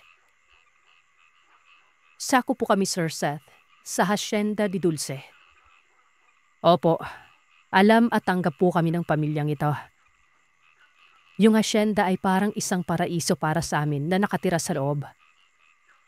Namumuhay kami ng payapa kasama yung mga ibang mga tauhan ng mga dulse, na mga ordinaryong tao lamang. Bale sa asyenda po nila ay may mga ordinaryong tao. Pero may mga pamilya na mga manggagamot at kami na pamilya na may mga lahing aswang. Sa mga magtatanong, may mga pinag-aralan po kami lahat na nandito sa asyenda. Pinapag-aral po kami ng mga dulse at choice na po namin kung magka-college pa kami. Kung gugustuhin namin ay sosuportahan din kami at papag-aralin ng mga dulse. Basta lang ay pagbubutihan namin at hindi kami magloloko. Para po kaming isang malaking pamilya na naninirahan sa asyendang ito. At gusto ng mga dulse na may papangarapin kami sa buhay. Yung pangunahing trabaho namin ng tatay ko ay magkopra at magbantay sa buong hasyenda. Hindi kasi nawawala yung mga may magnanakaw sa mga alagang hayop dito. Kaya kami ng tatay ko ang naka-in-charge doon. Sa mga magtatanong naman kung bakit may mga pamilya naman na manggagamot dito sa loob. Dahil yung hasyendang ito ay sobrang sagana sa mga gulay, prutas, isda at iba pa. Bakit? Kasi pinaniniwalaan na may mga engkanto o mga laman lupa na nagbabantay sa mga likas na yaman dito. Kaya hindi may iwasan na may mababati o may mga napagtitripan at bigla na lamang magkakasakit. Hindi naman kami pinagdadamutan ng mga dulse. Sa katunayan nga, ay pinapakuha lamang nila kami ng kahit na ano dito. Basta lang hindi inaabuso o kukuha lang kami ng sapat. At hindi yung pati kami ay ibinibenta na namin yung hindi naman sa amin. Dapat din naming alagaan lahat ng mga nandito. Isang araw, 19 na taong gulang ako noon. Sinabi ng tatay ko na sasama daw ang nag-iisang anak ni Mrs. Dulce. Natawagin na lamang nating Angela. Nagkita na po kami nung mga bata pa kami pero hindi ko alam kung naaalala niya pa ako. Siya yung nag-iisang anak at ang siguradong magmamana sa asyendang yon. Kaya parang necessary talaga na makilala siya ng lahat ng mga nakatira dito. Simula pa lang nung bata pa kami, meron na akong masasabing puppy love o crush kay Angela. Walang taong gulang po ako noong huli ko siyang nakita at itong taong gulang naman siya. Napakahaba na ng taon na lumipas bago kami magkikita muli. Kaya sinabi kong hindi ako sigurado kung naaalala niya pa talaga ako noon. Nung sinabi yun ng tatay ko, lahat kami na mga kaibigan ko ay napatigil sa pagtatrabaho. Sila po ay mga ordinaryong tao at mga kaibigan ko. Imbis na katakutan kami kagaya ng mga nasa kwento mo, Sir Seth, ay parang iniidolo pa ako ng mga siraulo kong kaibigan kasi daw parang, alam mo na, may superpowers kami ng tatay ko. Mabalik tayo. Napatigil kami sa pagtatrabaho ng mga kaibigan ko noon. Panahon ng sakahan at malapit na rin ang fiesta sa lugar namin kaya di bisita talaga si Mrs. Dulce. Ang hindi lang namin inaakala ay sasama din talaga si Angela. Parang naging crush po siya sa lahat ng mga kabataan dito. Crush din ng mga kaibigan ko pero ako lang yung hindi umaamin o hindi nagpapahalata na may gusto din ako. Kaya natukso at natanong ako ng mga kaibigan ko kung aswang din ba yung tipo kong babae. Kasi daw, parang na kay Angela na daw ang lahat at napaka-choosy ko naman kung hindi ako magkakagusto sa kanya. Medyo magkakahalo yung nararamdaman ko ng mga panahon na yon. Yung huli kasi naming magkita ay hindi pa pinamana ni tatay yung abilidad namin at ordinaryong tao pa lamang ako noon. Tapos ngayon iba na. Ako lang po kasi ang nag-iisang anak ng tatay ko at namatay ang aking ina nung ipinanganak ako. Hindi na nag-asawa ulit ang aking ama kasi hindi naman lahat makakatanggap sa lahi namin, di ba? Dahil dun sa ibinalita ng tatay ko, nagtakbuhan lahat ng kaibigan ko pauwi. Bakit? Para maligo dahil dadating nga si Angela nun. Natawa lamang si tatay at yung mga magulang na mga kaibigan ko. At ako lamang ang binatang natira. Dahil nga hindi ko naman pinapakita na interesado din ako kay Angela. Binaliwala na lamang ito ni tatay kahit pinipilit ako ng mga kaibigan niya na maghanda din daw sa pagdating ng isang prinsesa. Yung tatay ko nga po pala ay assistant / secretary / bodyguard ni Mrs. Dulce dito sa asyenda. Kaya umaalis na din po siya para salubungin sila sa baryo noon. Malayo po itong Hacienda Dulce sa baryo na aabutin ng 2 oras na paglalakad. Sa katunayan ay wala pang kuryente at signal sa lugar namin kahit sa panahon na yon. Pwede naman pong pakabitan ng kuryente dito kasi hindi naman po nagkukulang sa pera ang mga Dulce. Pero mas pinili ni Mrs. Dulce na lagyan na lamang ng mga solar yung mga bahay dito para walang outsider na makakapasok. Nagbubuhat ako ng mga lamesa at yung mga babaeng nandito naman ay nag-aasikaso sa mga handa na pa-welcome kay Mrs. Dulce at dito sa anak niya. Dumating na yung mga bagong ligo ko mga kaibigan at tumulong na rin sa paghahanda noon. Napatigil kami nang marinig namin yung mga tawanan at kabilang na doon yung boses ng tatay ko. Nagtakbuhan kami at napatigil nang makita namin si Angela na punong-puno ng putik habang nakasakay sa likuran ni tatay. Si Mrs. Dulce naman ay nakasakay sa isang kabayo noon. Inatusan ako ni tatay na kumuha ng tubig para makaligo si Angela. Yung mga papansin at pabida kong mga kaibigan, nagsitakbuhan naman para mag-igib ng tubig. May tubig naman sa loob ng bahay nila pero kasi puros putik yung katawan ni Angela noon. At maliligo na lamang siya sa extended na palikuran. Gawa sa kahoy lamang yung bahay ng mga Dulce dito na nasa gitna at pinalilibutan naman ng mga bahay namin. So bali ayun na nga. Nagkwento si Mrs. Dulce na nalaglag nga daw si Angela sa kabayo noon. At mabuti na lamang sa putikan siya natapon at dali-dali naman daw siyang tinulungan ng aking ama.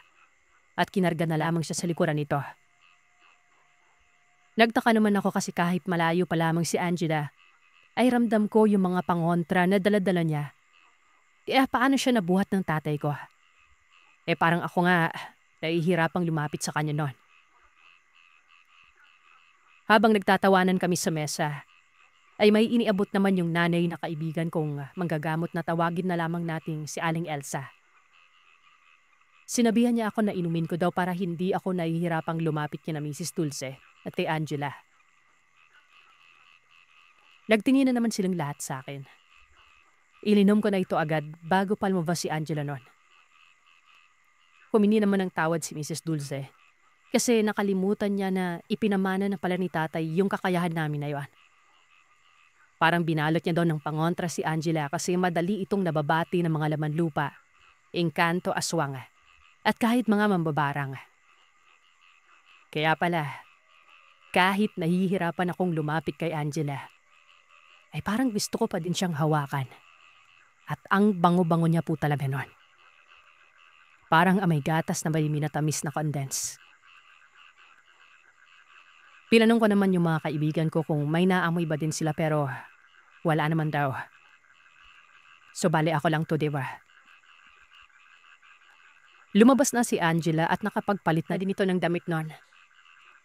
Nakaputing shorts ito at nakaputing t-shirt lang pero parang napatigil niya ulit yung mundo ko. Sobrang ganda talaga niya at sobrang puti. Tuwid yung buhok. Matangos yung maliit niyang ilong. Namumula din yung pisngi niya. Siguro dahil sa init pero nakadagdag ito sa kagandahan niya. Ngumiti ito habang palakad siya sa direksyon namin na nakaupo sa mahabang mesa. Natulala po akong pinagmasdan yung 2 dimples niya sa pisngi habang umuupo siya sa tabi ni Mrs. Dulce. Natauhan ako ng sinipa ako ni tatay sa ilalim ng mesa. Sobrang lakas ng kabog ng dibdib ko. Paano ba naman kasi? Nasa harapan ko si Angela noon. Katabi ko si tatay kasi hiwalay po yung pagkain namin sa kanila. Pag sinabing hiwalay, medyo bland yung lasa kumpara doon sa ibang mga handa. Walang niladay na panlasa, pero luto naman. Hindi kami kumakain ng tao, Sir Seth. Nakakakain naman po kami ng mga medyo hilaw na karne pero dun lang sa loob ng bahay at hindi yung mga ganitong klaseng pagsasalo. Dahil nga si Tata yung pinaka-pinagkakatiwalaan ni Mrs. Dulce, ay magkaharap kaming kumakain. Yung mga kaibigan ko ay sinasabay yung paglunok habang nakatingin kay Angela. Hindi ko itinatanggi pero medyo naiinis na po ako sa mga tingin nila nun. Napansin kong tuyo o dried fish lang yung kinakain ni Angela at nagkakamay pa ito. Nakwento ni Mrs. Dulce na yaya niya daw yung nagturo kay Angelang kumain ng tuyo at tahilihim na itong kumakain kapag wala yung daddy niya. Naggawa na naman kaming lahat hanggang sa sinabi ni Mrs. Dulce na, Jel, remember si Kuya Drini mo? Mabisi si Mami tungod sa fiesta. So si Kuya Dri mo permi ko yung disan asa ka gusto mo nga to. Parang nabilaukan ako noon at tinitigan lamang po ako ni Angela habang nakangiti. Nakatingin lahat ng mga kaibigan ko na may halong inggitan. Ang ibig sabihin ni Mrs. Dulce doon sa sinabi niya kanina ay, Jel, naalala mo si Kuya Dre mo? Magiging busy si Mami dahil sa fiesta. So si Kuya Dre yung dapat lagi mong kasama kahit saan ka pupunta. Nakwento naman ng mga nanay ng mga kaibigan ko na mas mabuti daw na ako yung laging kasama ni Angela kasi parang ako lang ang walang interes kay Angela at mas safe kumbaga. Kumbaga, hindi liligawan, hindi popormahan. Panahon na kasi ng pagbibinata namin lahat dito. Mataas naman yung respeto namin sa pamilya nila Angela kaya kahit alam kong gusto ng mga kaibigan ko si Angela noon, ay alam kong pwede lang talaga yung estado namin sa buhay. Ay liligawan at seseryosoin naman nilang lahat si Angela. Todo dinay naman yung mga kaibigan ko nung tiningnan sila ni Angela bago bumalik yung tingin niya sa akin.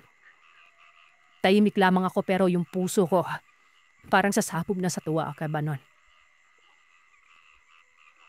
Tiningnan naman ako ni Mrs. Dulce at sinabing, Dre, ikaw nang bahala kay Angela ha. Ngumiti naman ako at tumangunan. Bodyguard ni Mrs. Dulce si tatay kaya alam kong magiging bodyguard din ako ni Angela dito sa probinsyang ito. Hindi naman ako nagrereklamo pero natatakot po akong masaktan na tumasa. Alam kong mas malalim yung pagkakagusto ko kay Angela at alam ko rin na malabo maging kami. Pero bahala na.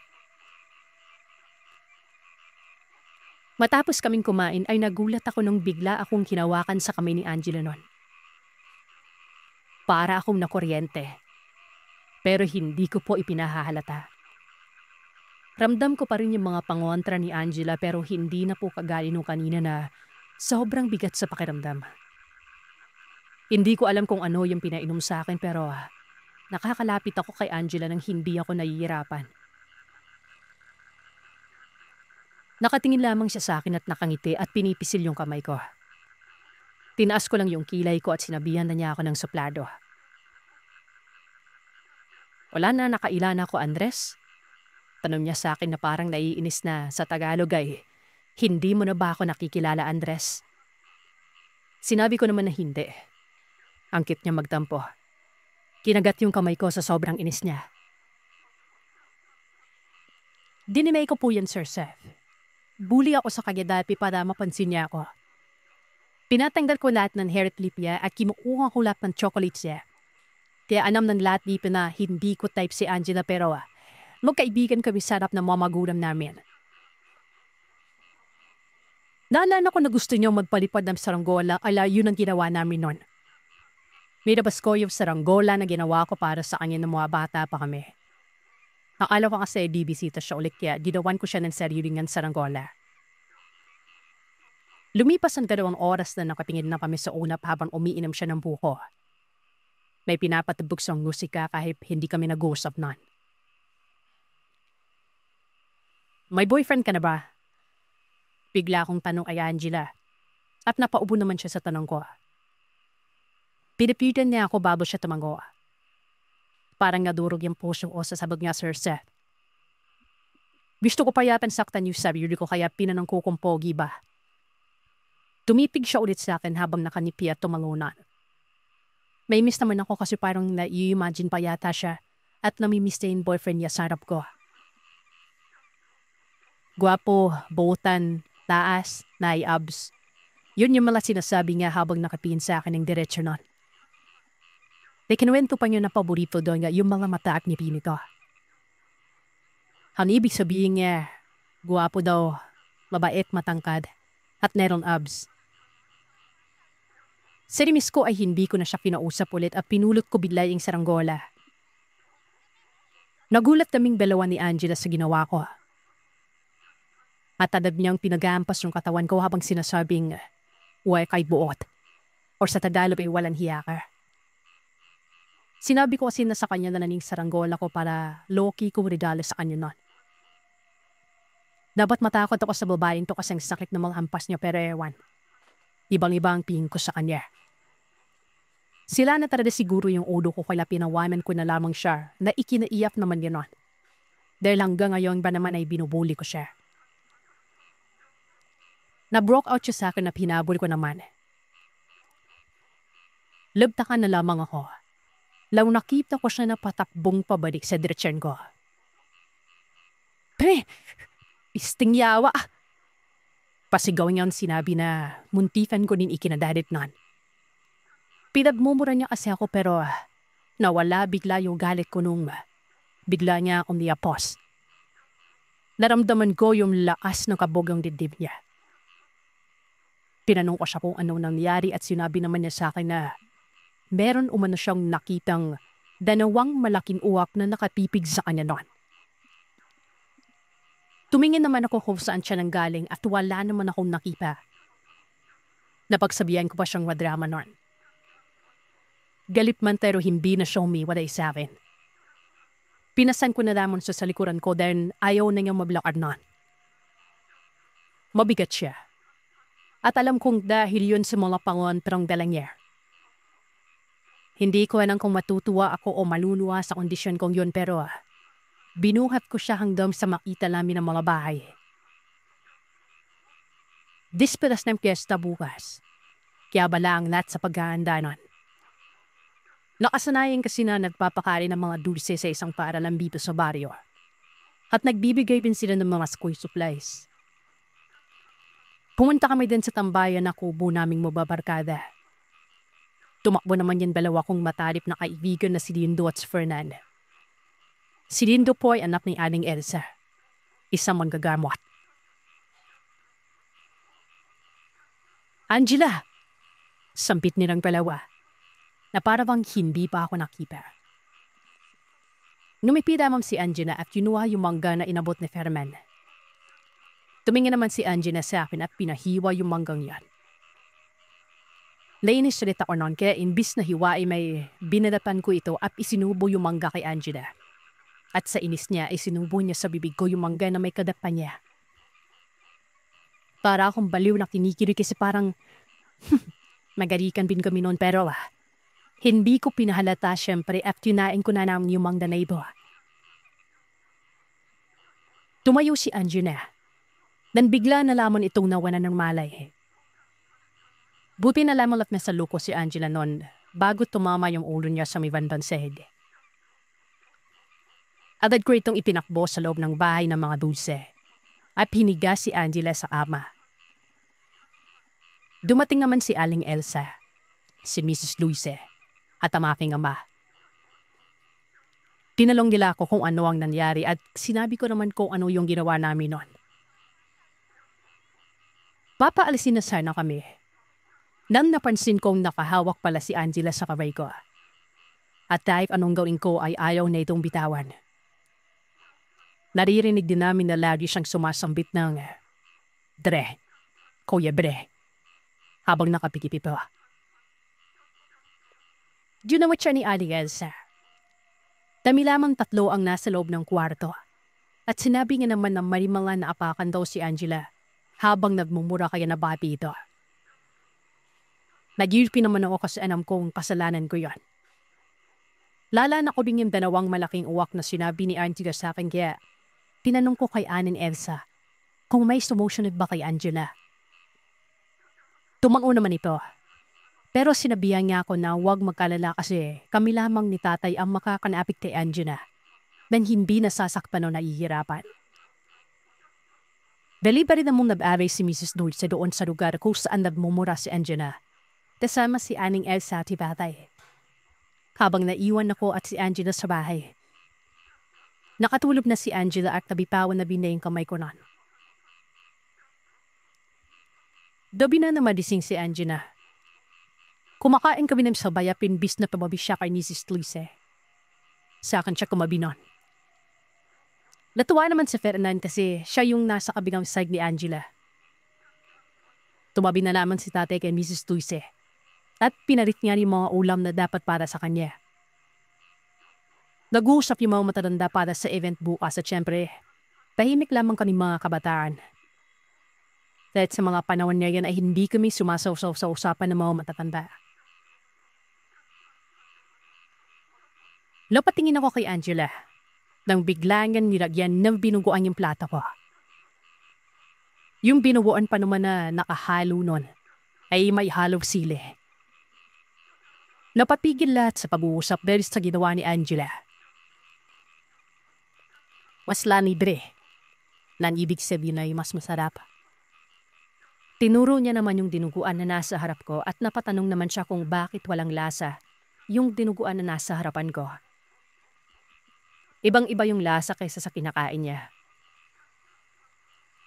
Walang sumagot nun hanggang sa napagalitan siya ni Mrs. Dulce kung bakit daw niya pinapakialaman kung ano yung gusto kong kainin. Yumuko lamang siya at hindi umimik nun. Siyempre nagilty na naman ako kasi hindi naman niya kasalanan kung hindi niya alam kung ano ang lahi namin.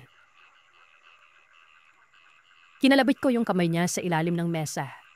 At napatingin siya sa akin habang isinubo ko yung maanghang na dinuguan sa bibig ko. Tiniis ko yung init at hapdi sa lalamunan ko at parang pinagpapawisan na ako sa sakit nun. Lami bitaw. Salamat, Ella. Ngumiti naman siya at tumango nun. Nang ibig sabihin ay, masarap nga.